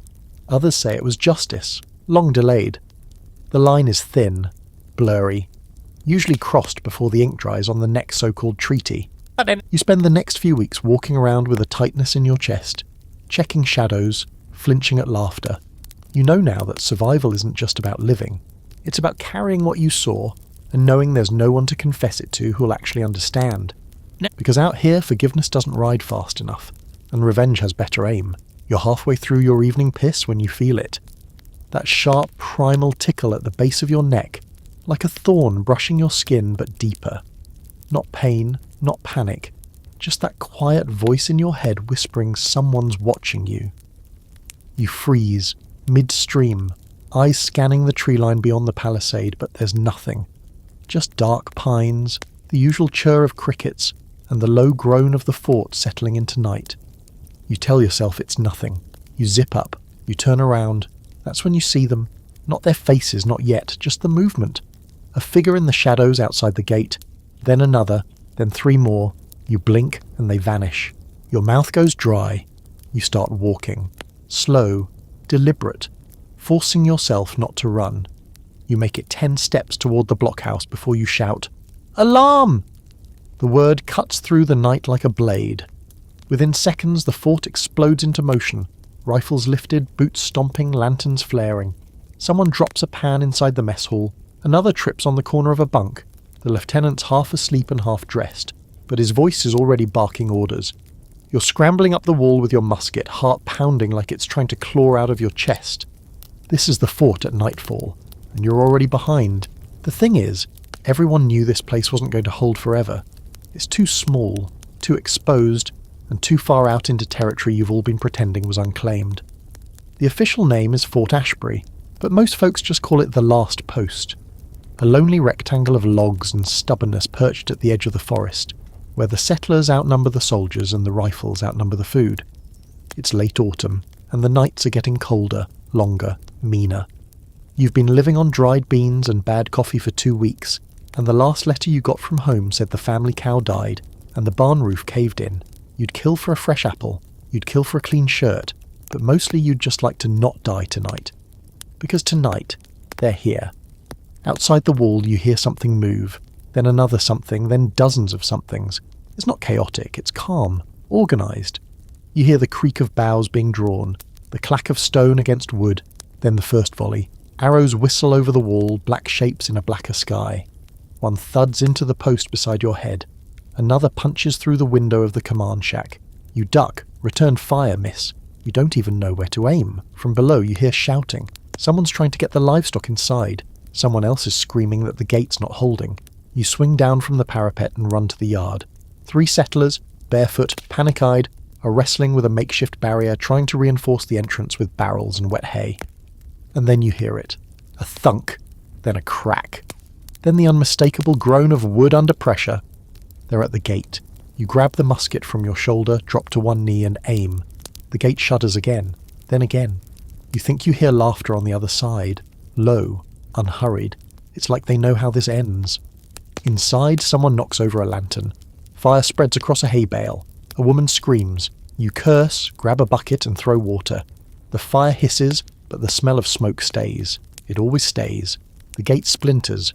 First it cracks, then it tears. A section the size of a barrel blows inward, and the first attacker steps through. He's tall, painted in streaks of black and red, eyes shining with something that's not rage, but focus. The kind of focus you can't shake. He's not yelling, he's not charging, he just moves. You fire, he drops. Another takes his place, and just like that the wall breaks. The next few minutes aren't clear, just flashes. You firing blindly from the corner of a wagon, someone shouting your name, or maybe not. A settler swinging a hammer like a club, blood dripping from his ear. A horse panicking, rearing, smashing its own leg on the fence post. The smell of sweat and smoke and copper. Then quiet, then gunfire again, then running, then stillness. When it's over, half the fort is gone, burned or broken. The gate hangs limp. The livestock are dead or scattered. You count 8 settlers and 5 soldiers still standing. More than you expected, fewer than you'd hoped. And yet, somehow, you're still here. You sit against the well and try not to vomit. Someone hands you a canteen. You drink. It tastes like ash. You don't care. And later, while cleaning your musket, you find a carved token in the dirt just outside the breach. A flat piece of wood etched with a symbol you don't recognise. You pocket it without thinking. You won't show it to anyone. Here's the historical core. Small frontier forts like Ashbury, fictional or otherwise, were scattered across the western edge of the colonies and the early US territories. Often isolated, poorly supplied, and manned by a mix of military, militia and settlers, these outposts saw more than their share of nighttime assaults and near starvations. Many were wiped out completely. Others hung on by a thread. A fringe detail? Some journals from the period describe nighttime attacks that involved strange flute-like instruments, played by the enemy, soft and steady, before the arrows flew. Psychological warfare, or maybe a warning. One survivor claimed he never heard music again without ducking for cover. And the debate? Some historians say these forts were doomed by poor planning and overconfidence, symbols of a colonial system too eager to plant flags in land they didn't understand. Others argue they were heroic last stands, proof of endurance and human stubbornness. Maybe they were both. What you know is this: the sun is rising and you're still breathing. You stare at the tree line and wonder who's out there watching now. Because even though the enemy's gone, the forest hasn't moved, and neither have you, they come at noon, which is wrong, right? That's not how these things are supposed to go. You were raised to believe that death prefers the early morning, or midnight, or maybe sometime just after dusk when the light slips through the trees in that weird, sad way that makes shadows stretch like ghosts. But this is broad daylight. You can feel the sun baking through your hat, sweat creeping down your spine, and still, the silence has that same charged edge you've learned to fear. That hush before the crack, like the sky itself is holding its breath. You're on patrol duty near a river bend. Just a routine sweep, they said. Just make sure the trail is clear for the supply wagons coming in from the east. You've done this exact route so many times you could walk it with your eyes closed. Which is exactly what they were counting on. You don't even realise they've circled you until it's too late. One minute you're walking beside your partner Wilson, swapping lazy stories about dry biscuits and whether wild hogs are part devil. The next, he's gone. Just gone. No sound, no warning. You look to your left and there's nothing but leaves, crushed brush and a rifle lying across a boot that's still twitching. Then you hear the click and it's behind you. You spin, raise your weapon, and see them. 3 riders in full cavalry gear, but not your cavalry. Not the dusty, half-drunk dragoons from your side of the lines. These men are too clean, too still. Their sabres shine like mirrors. Their horses barely twitch. And those blue uniforms. They're Union blue, but the kind that's been altered. Buttons swapped for beads, sleeves frayed, pieces of buckskin added like trophies. You realise then, these aren't standard troops. They're scouts, hybrids, men who've been riding the borderlands for too long, soldiers who've blended into the terrain until the terrain started whispering back. You don't move, neither do they. Then the lead rider raises his hand and gives you a choice. He doesn't say anything, just lifts 2 fingers. One points toward the path behind you, the way back to camp, the other toward the river. You should run, but your feet are stupid. You just stand there, squinting into the light, heart rattling around like a rock in a canteen. The one on the right leans forward and whispers something. The leader nods, then they charge. You don't remember firing, but your rifle jerks in your hands. You smell powder, feel the kick, hear the rush of hoofbeats like thunder over dry leaves.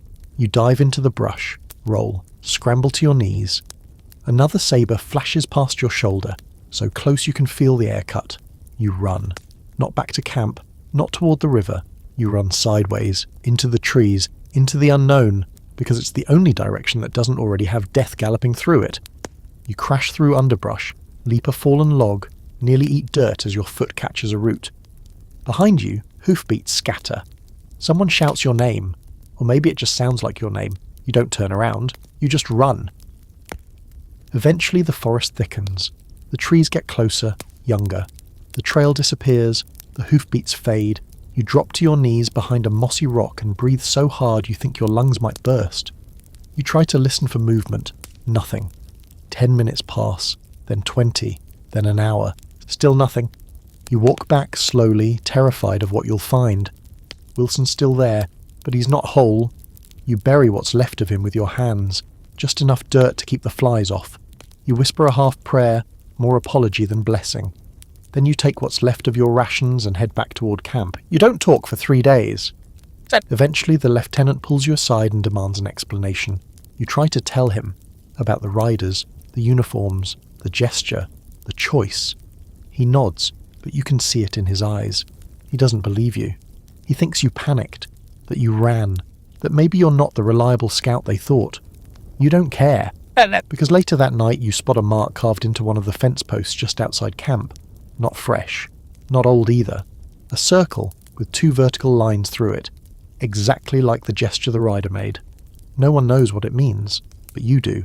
Historically, incidents like this, the weird, quiet attacks in the no-man's land between army lines, were common during the latter years of the Revolutionary War and well into the War of 1812, especially in the contested territories along the frontier, where allegiances blurred and units went rogue. Many of these bands operated with minimal oversight, using their uniforms as bait and their silence as a weapon. A fringe detail? Some scouts and soldiers believed certain cavalry units were cursed or guided by spirits. There are scattered reports of soldiers encountering enemies who vanished mid-pursuit or whose footprints simply stopped mid-trail. One 1810 journal mentions riders with silver eyes, seen just before a string of mysterious disappearances. The entry ends with the sentence, "They don't speak, they just choose." And the scholarly debate? These irregular bands are hard to categorize. Some say they were simply deserters turned mercenaries. Others suggest they were used unofficially by commanders for missions too dirty to sanction. And some historians believe these accounts are exaggerated, warped by trauma and fear. Ghost stories in uniform. You never see the riders again, but you hear them. Sometimes just before noon, when the sun is high and the trail seems too quiet, you hear hooves, not galloping, just waiting. The prairie wind dies 5 minutes before the first smoke rises.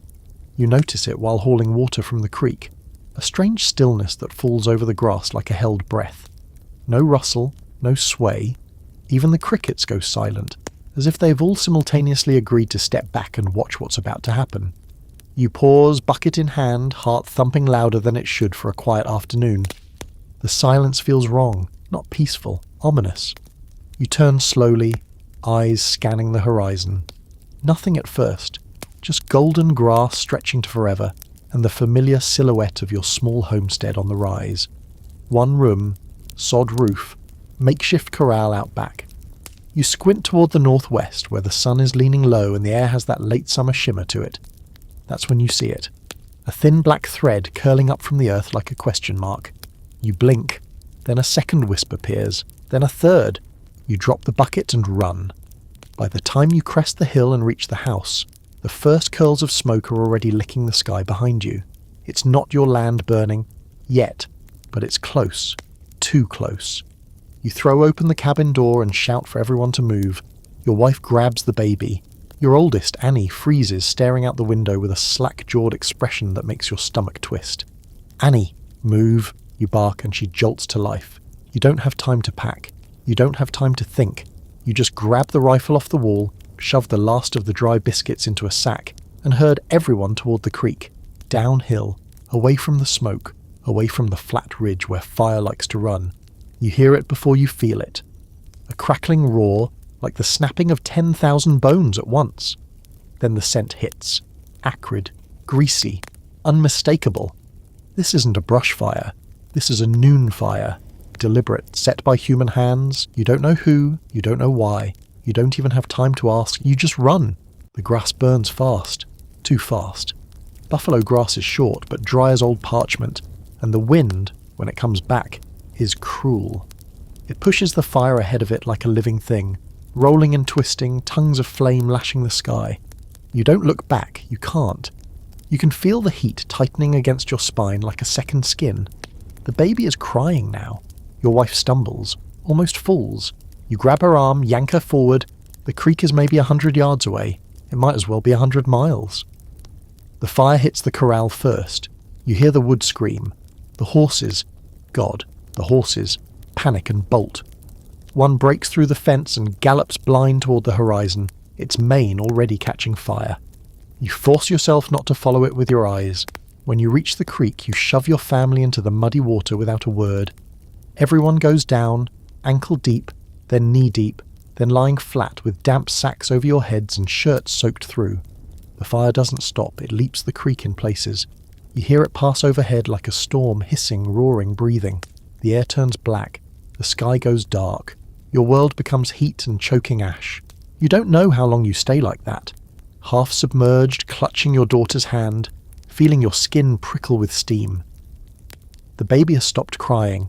For a moment, you wonder if he's gone. Then finally the sound fades.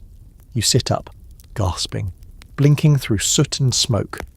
What's left of your home is nothing but scorched earth and melted nails.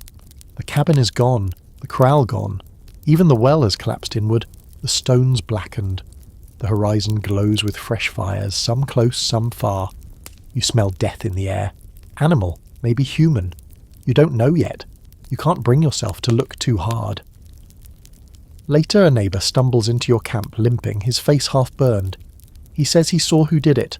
A small group, maybe 10 men, some white, some native, all masked. They didn't take anything, just set fires and rode off. We're not even at war out here, he whispers.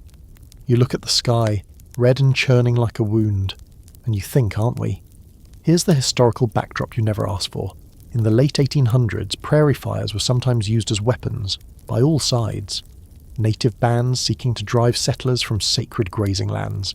Settlers retaliating against tribes they blamed for raids, whether true or not. And yes, even by rogue militias and vigilantes wanting to settle old scores with smoke. A fringe fact. Some claimed that certain men, fire riders they were called, could read the wind like a map. They knew how to burn a field without getting singed, how to circle a settlement with flames so tightly no one made it out. Whether that's true or not, no one ever found a living fire rider to ask. And the debate? It's a quiet one. Few historians like to touch it. Some insist these fires were spontaneous, born from lightning strikes and carelessness. Others say it was sabotage, a hidden war within the bigger wars. The evidence is scattered, half buried under centuries of wind and forgetting. But you remember. You build a new shelter weeks later, a dugout carved into a hill near the creek. It's small, cramped, ugly, but it won't burn. You don't go back up the hill anymore. You leave the ruin of your old home to the grass. Annie won't speak. Your wife hums to the baby in a low, cracked voice. You sit by the water each night, staring at the smoke that still curls on the distant ridges. And every time the wind dies, your heart seizes. Because now you know, fire doesn't always wait for darkness. Sometimes it comes when you're wide awake, drinking coffee, talking about boots. Sometimes it comes at noon. The blood trail is fresh. You don't have to be a hunter to tell. It glistens along the roots and rocks like melted rubies, smeared here and there where someone stumbled or tried to hide. It's not a clean line. It wavers, crosses back on itself, vanishes for a few steps, then reappears with a bright, wet insistence that pulls you forward even though your gut is screaming to turn around. You didn't sign up for this. You're just a trapper, a quiet one, who keeps to himself and likes the company of his dogs more than people. You live 3 miles from the edge of the settlement and twice that from any real road, tucked in a cabin so deep in the woods most folks forget you're even out here. Which is probably why they came to you last night, knocking on your door with pale faces and muddy boots. Someone's gone missing, they said. A boy. Young. They followed the trail this far. We need help. And because you're not heartless, because once upon a time you had a brother who also vanished into the trees and never came back, you grabbed your gear, called your dogs, and lit your lantern. Now it's past midnight and you're alone. The others turned back an hour ago. Too dark, they said, too cold. But you kept going, because the trail kept going, and because the boy might still be out there. The winds picked up, cold and damp, sliding under your coat like a whisper. The forest here is old, thick with trees that have seen too much and never blinked. You've been down this path before, but tonight it feels different. Wrong. Like something's watching you. Like the trees themselves are leaning in just a little too much. You press forward. The trail winds through a gully and climbs up a narrow ridge. At the top you stop. The tree's thin here, and you can see a clearing just ahead, lit by moonlight in that silver, sharp way that makes shadows look like people. At first you think it's just a stump in the centre of the clearing, then it moves. You freeze. Lantern low, dogs growling low in their throats. You squint. It's the boy. Or what's left of him. And he's sitting upright, legs splayed like he was dropped there. His face is pale, mouth open, eyes wide and glassy. There's blood, lots of it, on his shirt, his hands, the ground beneath him, but no visible wounds. You step closer. Cautiously. The dogs refuse to follow. You kneel beside him, 2 fingers to the throat. No pulse. Cold. Then you see it. Something clenched in his fist. A scrap of fabric, black, fringed. You ease it out and something shifts behind you. You spin, musket up, heart slamming, nothing, just trees. You back away, the boy still staring into nothing. That's when you hear the whisper. Not in your ear, not in your head. From the trees. Low, rhythmic, almost a chant. You don't understand the words, but they crawl down your spine like a spider made of ice. You've heard a lot of strange things in the woods. A woman screaming like a fox. A buck snorting so loud it sounded like thunder. Trees cracking like gunshots in the winter cold. But this isn't natural. You grab the boy's body, he's light, too light, and sling him over your shoulder. The dogs whine. The whispering gets louder. You don't run, not yet. You just walk, steady, careful.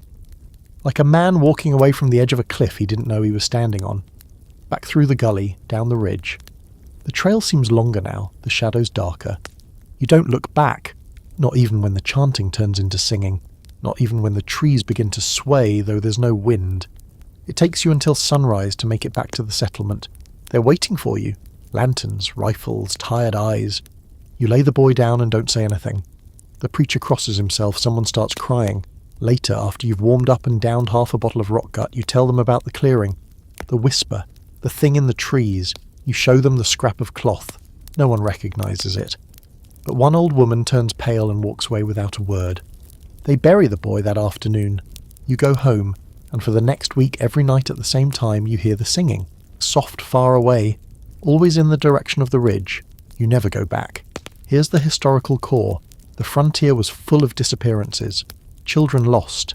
Hunters who never returned. Entire families swallowed by the woods.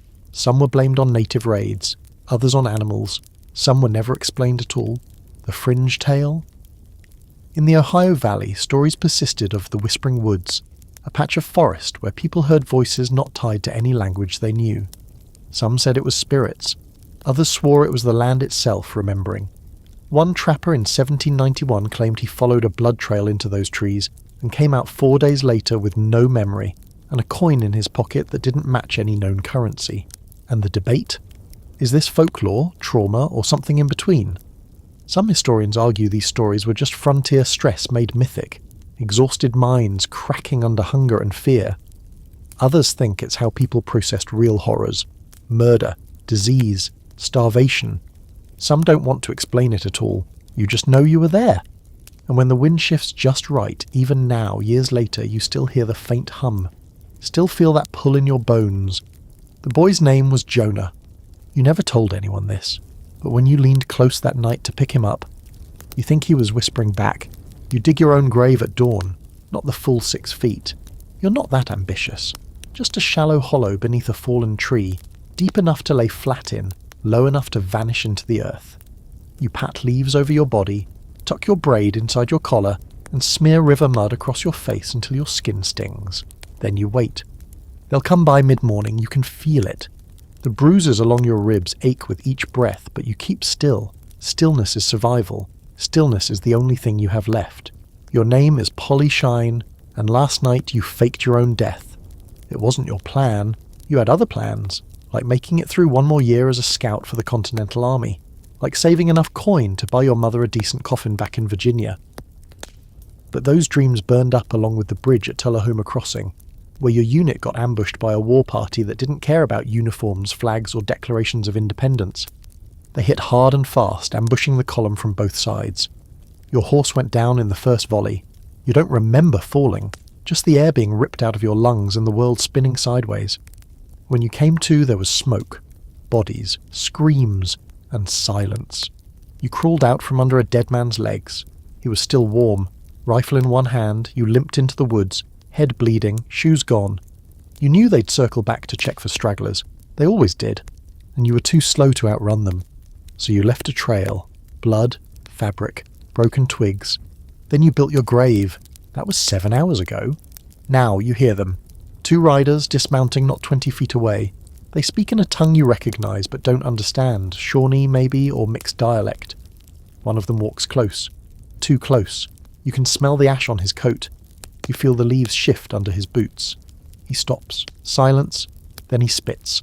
Right on your hiding place. You don't flinch. He grunts. Moves on. 10 minutes pass. Maybe 20. Then you move. Not fast, not far, just enough to ease the blood back into your limbs. Your fingers are numb, but your brain is hot, alert. Every snap of a twig, every shift of wind makes your heart thud like a war drum. You wait until the riders are gone, until the only sound left is the wind through bare branches and the distant hush of the river. Then you rise from the earth like a ghost. No one's watching. But you still move like someone is. You follow the ridge east, sticking to the rocks. You've got no shoes, no food, and nothing but a dull belt knife and a mind trained by fear. But you're alive, and alive is enough. By sundown your feet are torn, your throat is dust. You drink from a stream that tastes like metal and rot. Doesn't matter, you swallow it anyway. That night you sleep under a cedar tree with a pile of pine needles for a blanket and a root for a pillow. You wake up every hour, just to listen, just to make sure you're still alone. On the second day you find an old trail, wagon ruts half buried in moss. You follow it, slowly, carefully, like it might betray you if you move too fast. You come across a cabin around dusk, half collapsed, smoke long gone from the chimney, but there are signs, scraps of cloth, deer hide stretched over a frame, and a cracked mirror nailed to a post. You step inside with your knife out. It's empty. You sleep there that night, hidden beneath the floorboards, just in case. By the third day the fever starts. It comes in waves, hot, then cold, then hot again. Your head spins. Your breath gets short. You lie on the cabin floor, teeth chattering, skin slick with sweat, dreaming of voices that sound like water and footsteps that don't make noise. You whisper your own name over and over just to keep from disappearing. Polly Shine, Polly Shine, Polly Shine. By the fourth day, you wake to the sound of someone chopping wood. You sit up fast, heart clawing at your ribs. The sound is close, measured, real. You crawl to the edge of the window and peek. It's a woman. Old. Tough. With a shotgun slung over her shoulder and a scar across her cheek. She doesn't look surprised when she sees you, and she just says, "You look half dead." You don't argue. She brings you inside her cabin, just over the hill where the trail splits near the creek, and feeds you stew that tastes like bark and smoke and hope. She doesn't ask many questions. You don't give many answers. You stay 3 nights. By the end of it, your fever breaks. When you leave, she hands you a pair of worn leather shoes and a flintlock that's seen better decades. She says, "Don't let 'em catch you the second time." You nod. You don't say goodbye. You just disappear back into the trees. Here's the historical thread beneath the fiction. Women like Polly Shine existed all over the frontier, even if their names didn't always make it into the records. Scouts, couriers, fighters, survivors. Some disguised themselves as men, others didn't bother. A few faked their deaths to avoid capture or to start over in another territory. Some even succeeded. A fringe tale? In 1781, a militia record out of western Pennsylvania mentioned a ghost woman seen walking barefoot along the river after a battle. Said she rose from the ground and vanished into the trees. The men called her an omen. No one ever caught her. And the scholarly debate? How much agency did women truly have in these border conflicts? Some say they were victims or bystanders, footnotes to larger male narratives. Others argue they were critical to survival, intelligence gathering and resistance, especially in regions with no fixed law and no one coming to help. Polly Shine never made it into the textbooks, but she lived in the spaces between them. You keep walking, always, because you've learned the secret out here. It's not about being the strongest or fastest. It's about being the one they can't find the second time. You wait by the window until the oil lamp gutters out and still, nothing. No hoofbeats, no voices, no riders cresting the hill, no relief column marching from the east with bugles and banners, and no dusty courier dragging a message from the fort that says hold on. Just hold on. It's been 3 days since they promised help was coming. It's not. This is the final post and you know how it ends. The cabin's cold, the kind of damp chill that seeps into your marrow and settles there. You've been holed up in this rotting plank box for a week now, ever since the last of the garrison pulled out of Fort Parker and left behind the volunteers to guard what was essentially a suggestion of defence. You and 6 others, picked because you could shoot straight and hadn't passed out during inspection.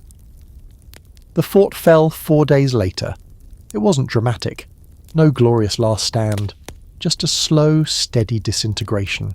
A few shots from the trees, then the livestock disappeared, then the scouts, then the fires at night flickering from the ridges, and the unmistakable feeling that your name had already been carved into a stick somewhere.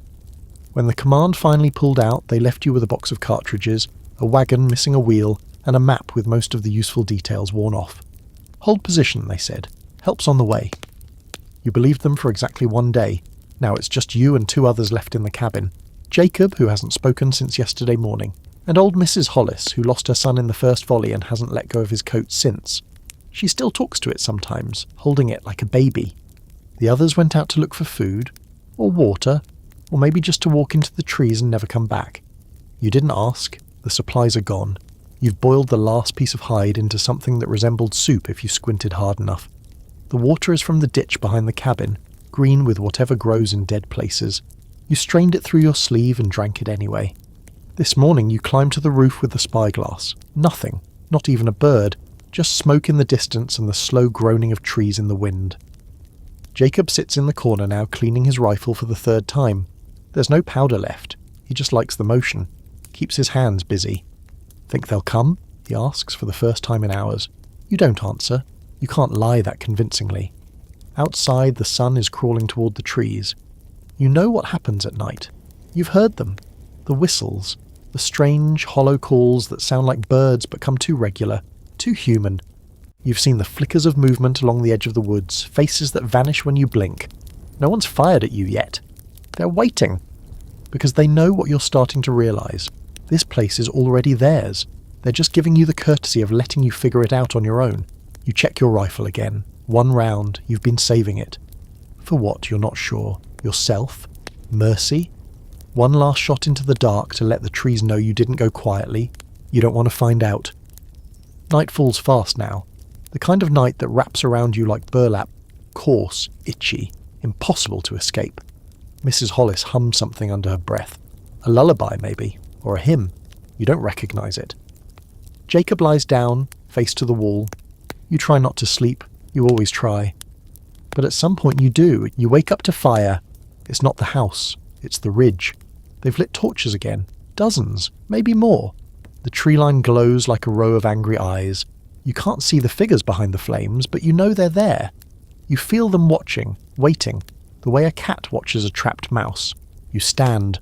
You lift your rifle. You go outside. The air is thick with wood smoke and cold. You stand in front of the house, knees shaking, but you don't run. You don't shout. You don't fire. You just stare. Behind you, Jacob steps out too. Mrs. Hollis stays inside. She won't leave that coat. You and Jacob stand there like scarecrows, empty weapons and empty bellies, staring at the slow-burning funeral pyre on the ridge. And then, one by one, the torches begin to go out. No sound, no movement, just darkness swallowing light, until the ridge is black again, and the silence returns. You go back inside, you don't speak. You just sit in the corner and wait for morning. It never really comes. The sky turns grey, then dull, then darker again. By the next evening, Jacob is gone. Didn't say a word. Left the rifle. Mrs. Hollis dies the day after that. Not dramatically, she just stops. You bury her in the back near the ditch with her son's coat folded beneath her arms. You say something. You don't know what. Doesn't matter. Then you pack your things. Half a canteen, a dull blade, 1 round. You walk east toward the river, or where the river used to be. You don't expect to make it. But standing still isn't an option anymore. Here's the grim fact of it. There were outposts like this all across the early frontier, built fast, manned by whoever was available, then forgotten when the bigger battles called the real soldiers elsewhere. Some were reinforced, some became towns, others just vanished, their names remembered only in letters that never got answered. A fringe story?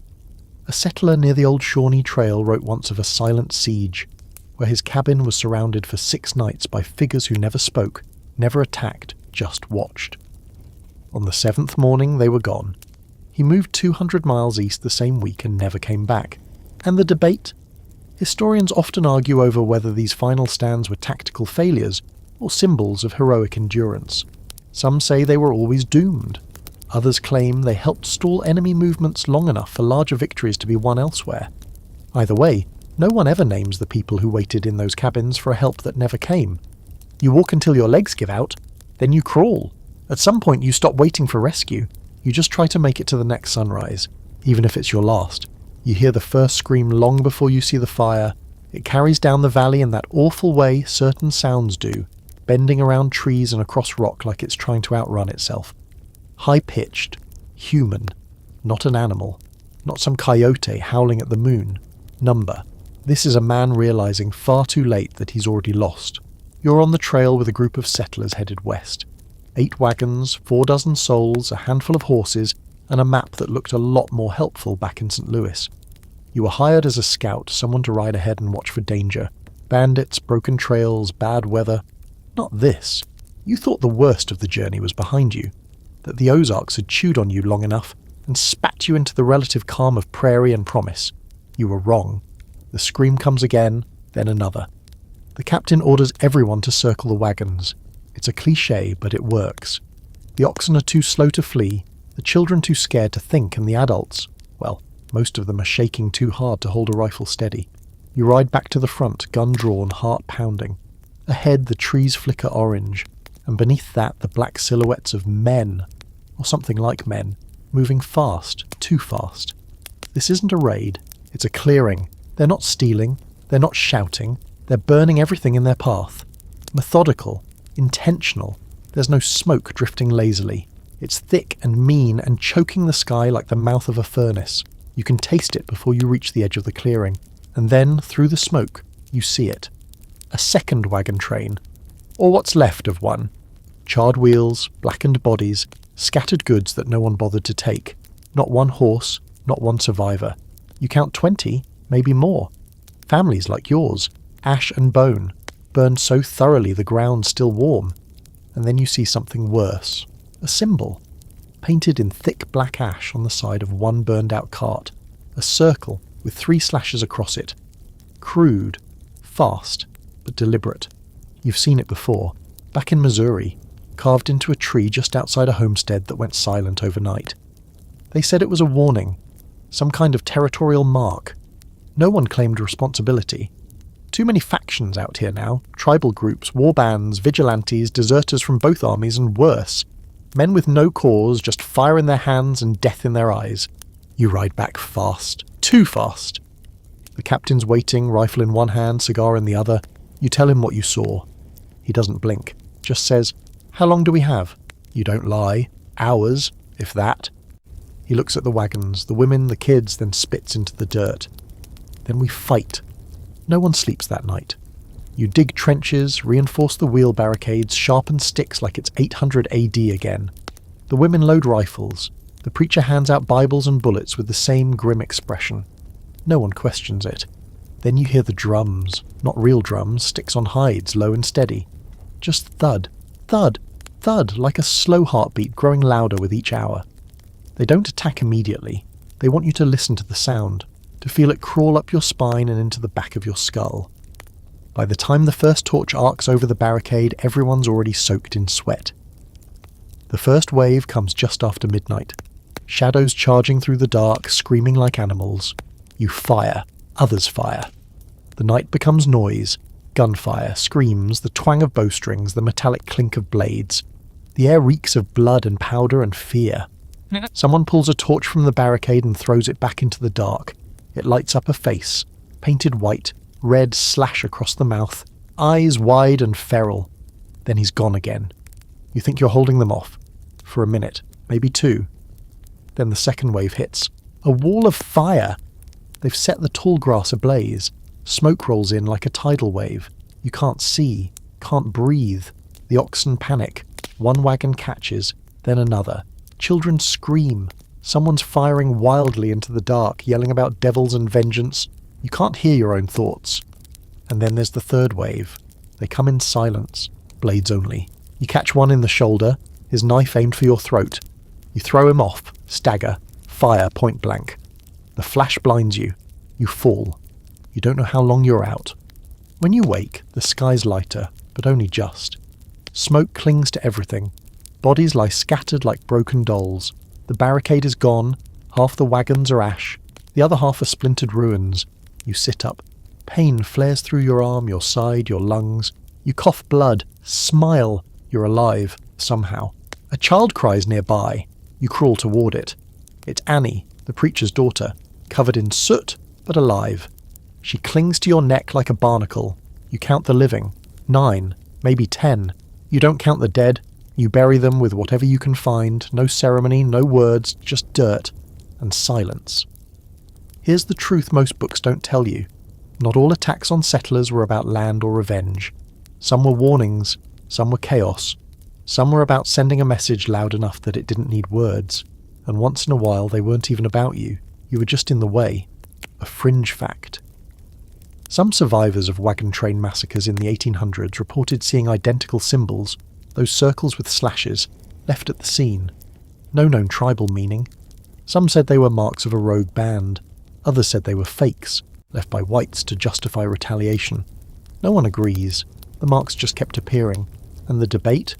Were these attacks coordinated resistance or opportunistic horror? Were settlers encroachers or refugees? The frontier didn't care.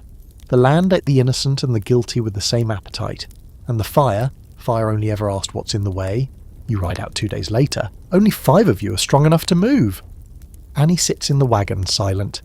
You don't speak much anymore. But when you see another wagon train in the distance, flags waving, wheels turning, you turn your horse and ride the other way. Because you've seen what comes after the smoke. And you know that not everyone gets a warning scream. The first snowfall comes quietly, as if the land is trying to hush its own memory. You watch it fall from the mouth of a cave, legs tucked under a blanket made from deer hide and regret. The flakes drift down, soft as whispers, erasing tracks, burying blood, smoothing out the jagged wounds of what happened 3 nights ago like the earth wants to forget just as much as you do. But you remember, because you're the only one left. It was supposed to be simple. Escort the supply sleds from the logging camp to Fort Reed before the winter locked everything in ice.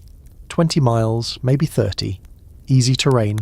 A dozen good men and twice as many green ones, all drunk on early snow and the idea of warm fires waiting at the end. You were the one with experience, so naturally they made you captain. You didn't want the title, you took it anyway. Mistake number 1. Mistake number 2 was trusting the map. The one that said this route was safe, that the tribes in the area had moved west or signed treaties, or otherwise disappeared into the footnotes of American progress. It didn't mention the ones who didn't sign, the ones who never moved, the ones who stayed quiet until the time was right. You made it halfway through the pass before it all went to hell. It started with the dogs. All 5 sled teams stopped at once, ears flat, teeth bared, low growls rumbling through the cold like an omen. The men joked about wolves. You knew better. You told them to circle up. They didn't listen fast enough.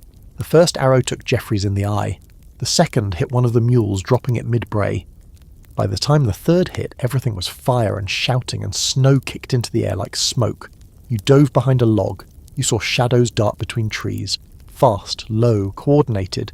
No war cries, no warnings, just surgical violence. These weren't amateurs. They weren't angry. They were prepared. Within minutes, half your party was down. One man tried to surrender, waving his hands in the air and screaming something about being peaceful. He didn't get through the second sentence before they cut his throat. You rallied the survivors, 7 of them, scrambled uphill, leaving the sleds behind, dropped one attacker with a lucky shot, watched another take an axe to the back of O'Reilly's head so hard it made a sound you still can't stop hearing. You reached the cave just before nightfall. By morning, there were 4 of you. By the second night, only you. The others froze, or bled, or just walked out into the woods and didn't come back. You don't know. You stopped asking questions after the second day. You've been here ever since. 3 days, 1 dead fire, half a blanket, a rifle with 1 shot and no powder. You tried to melt snow in your mouth, but it's too cold. It just makes your jaw ache and your throat close up. You've hallucinated twice. Once, your brother sitting at the fire talking about fishing poles and girls with red hair. Once, a woman with no eyes, standing at the cave mouth with her hand out like she wanted you to follow. You didn't. Not yet. You tell yourself you're waiting for morning, that someone might still come, but the truth is, no one even knows you're here. You could scream and the only answer would be your own echo. That's when you hear it. A crunch, a deliberate step. Not animal. You sit up fast, every nerve screaming awake. Nothing at first, just wind. Trees creaking under snow. Then, there. A figure. Cloaked. Steady. Moving between trees with unnatural quiet. Your fingers close around the rifle. You know you won't get another shot. You also know this might not be an attacker, but you don't gamble anymore. The figure stops at the tree line, doesn't move, doesn't speak, you don't fire. After a minute it turns and walks away. You don't follow. You don't know if you're relieved or disappointed. You stay in the cave until night falls again. The fire's out. Your toes are numb. You've started talking to yourself in a low conversational tone, like a campfire story you're trying to finish before your breath runs out. Here's the history stitched into this frostbitten moment. Winter ambushes in frontier territory were brutal, strategic, and often final.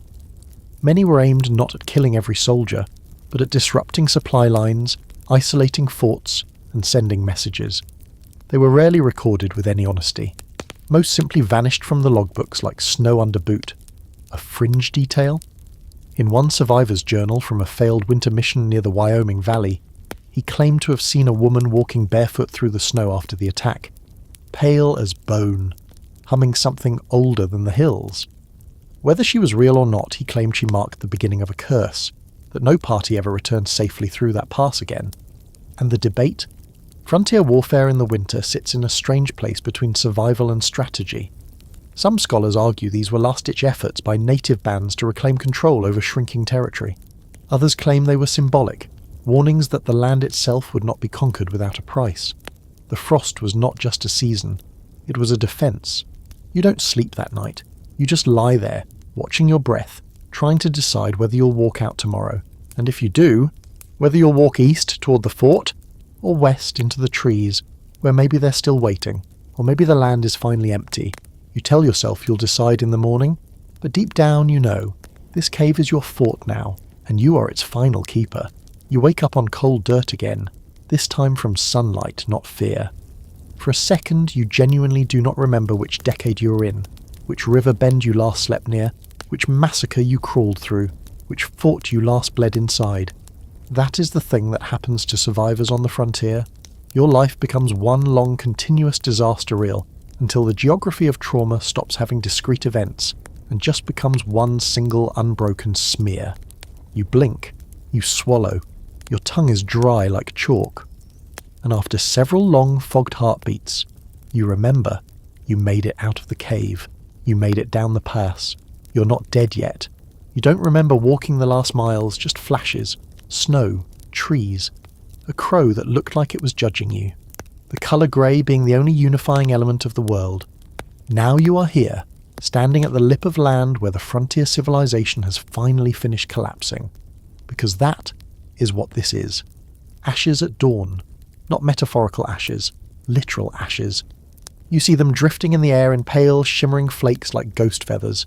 You smell old wood smoke and wet dirt and faint copper. You see timbers, once a cabin, once a stable, once a storehouse, now just ribs. You survived this long, only to witness the frontier itself die before you. You walk through the ruins slowly, your gait uneven, one leg dragging in quiet arcs over the ground. You know this settlement. 2 summers ago you traded salt tobacco here. You remembered the baby that giggled at your hat. You remembered a woman with a missing tooth who laughed like a bell and sang old ballads while boiling sugar water. You remembered thinking back then, this place actually might make it. It didn't. You kneel near the well. No bodies here. They were either taken, burned, or ran into the dark and never came back. There is something more horrifying about absence than carnage. Carnage is loud and closed. Absence is a question that will chew you alive forever. You sit there. Let your breathing settle. Let your hands warm slightly in the sunlight. For one single long, clean, quiet minute, you feel peace. This right here is the absurd part that scholars still debate. How some survivors described a weird, serene clarity after long siege trauma. Some letters speak of it like a trance, like the brain literally tries to protect you by providing a meditative state high after the carnage plateau. Some think it's blood sugar swings. Some think it's dissociation via necessity. Some think the body tries to give one last mercy before it finally breaks. But it's real. You feel it now. You also feel something else, something heavier, something deeper. Because here's your historical fact for this last ride. By the time the 19th century frontier wars fully burned themselves out, whole counties of settlements never properly recorded simply vanished. No census, no ledger, no graves marked. Just bones turned to dust and stories turned to ghosts. And here's your fringe fact. Some late 1800s surveyors claimed that in the burned-out remains of abandoned western posts, you could sometimes find stones arranged in spirals. No clear attribution, no clear meaning, not native, not settler. Something older or something newer or something in between. Some archaeologists even today argue whether those spirals were just fallen collapsed chimney rings. Others swear the geometry was intentional and held pattern math beyond the period. No consensus, only arguments. And here is the debate. Was the end of the frontier a tragedy of innocence crushed by imperial mechanics? Or was it a deserved karmic recoil of a land taking back what was stolen? Historians still fight that one like it's a live keg of powder between their knees. Here, right here, kneeling in these ashes, you do not choose between those arguments. You're too tired for moral purity, you're too tired for myth, you're too tired for political absolution. You're simply a human who lived through every shade of nightmare the frontier could invent. You stand slowly. Your bones sound like old leather twisting. You don't know where you're heading next. Maybe east until you find a mill town with brick buildings and church bells and no wolves whispering in the trees. Maybe west toward mountains and rivers and fate. Maybe north into Canada where it's quieter and colder and somehow strangely more merciful. But you walk. And as you leave the ashes behind and step back onto the trail, you realize you finally understand why all frontier survivors eventually talk slower, as if they are always speaking from underwater. Why they never fully settle. Why they never attend 4th of July parades without staring off too long at the tree line behind the bandstand. Why they keep the doors pinned with 3 latches and sleep lightly like wolves instead of humans. Because somewhere deep down their bodies know what your body knows now. The frontier wasn't won, it wasn't lost. It simply changed shape. It burrowed inward, it moved into you, and you will carry it forever. Through every town and every night and every dream. And most people you meet will never understand why you stare at open fields like they are crime scenes or altars or portals. They won't get why small noises make you go quiet, why you sleep facing the door, why you never sit with your back to windows, why fireworks make your hands shake. They never lived here, you did. And so, you keep walking, into the dawn, into new land, into uncertain future. The frontier still ahead of you, but now internal. Now myth inside marrow. Now a map made from scars. You survived the most terrifying attacks on the frontier. But survival is not closure. Survival is just the beginning of living with what you saw. You're back now. Not in your body, not fully, not yet. But you're somewhere softer. You made it through the fire, through the snow, through the blood-choked rivers and the teeth in the trees and the kind of silence that holds a knife behind its back. You crawled out of ambushes, limped away from burned forts, stared down ghosts and men with the same dead eyes. You've buried more names than you've spoken. You've eaten shoe leather and fear. You've had whole days where your heart didn't beat so much as it hid. But now it's quiet. Not the kind of quiet that means danger's coming. The real kind. The good kind. The kind where you get to put your rifle down, wash your hands, count your fingers, feel your own weight in the world without bracing for a blow. You're not in the woods anymore. You're not at the pass. You're not in the cave or beneath the fallen logs or pressed flat in a ditch waiting for dawn. You're here, in a room, maybe wrapped in a blanket, maybe listening to the hum of a fan or the soft night sounds of a town that doesn't know how lucky it is. And even though it's probably still dark outside, you're safer now than you've been in a long, long time. Because now the only war left is the one in your head. And even that one is getting tired. So let the night be kind to you. Let your body soften into the mattress. Let your breath even out. Let your muscles, one by one, stop clenching. You don't need to watch the windows anymore. Nothing's moving out there. Nothing's coming for you. Not tonight. Tonight, you rest. And if the past comes creeping in, if you see a flicker of torchlight at the edge of your dreams, or hear the far-off echo of drums that never had a name, just remind yourself, you survived it, and you made it home. Even if home is a word you had to rebuild from scratch. Sleep now, traveller, the trail ends here, for tonight anyway.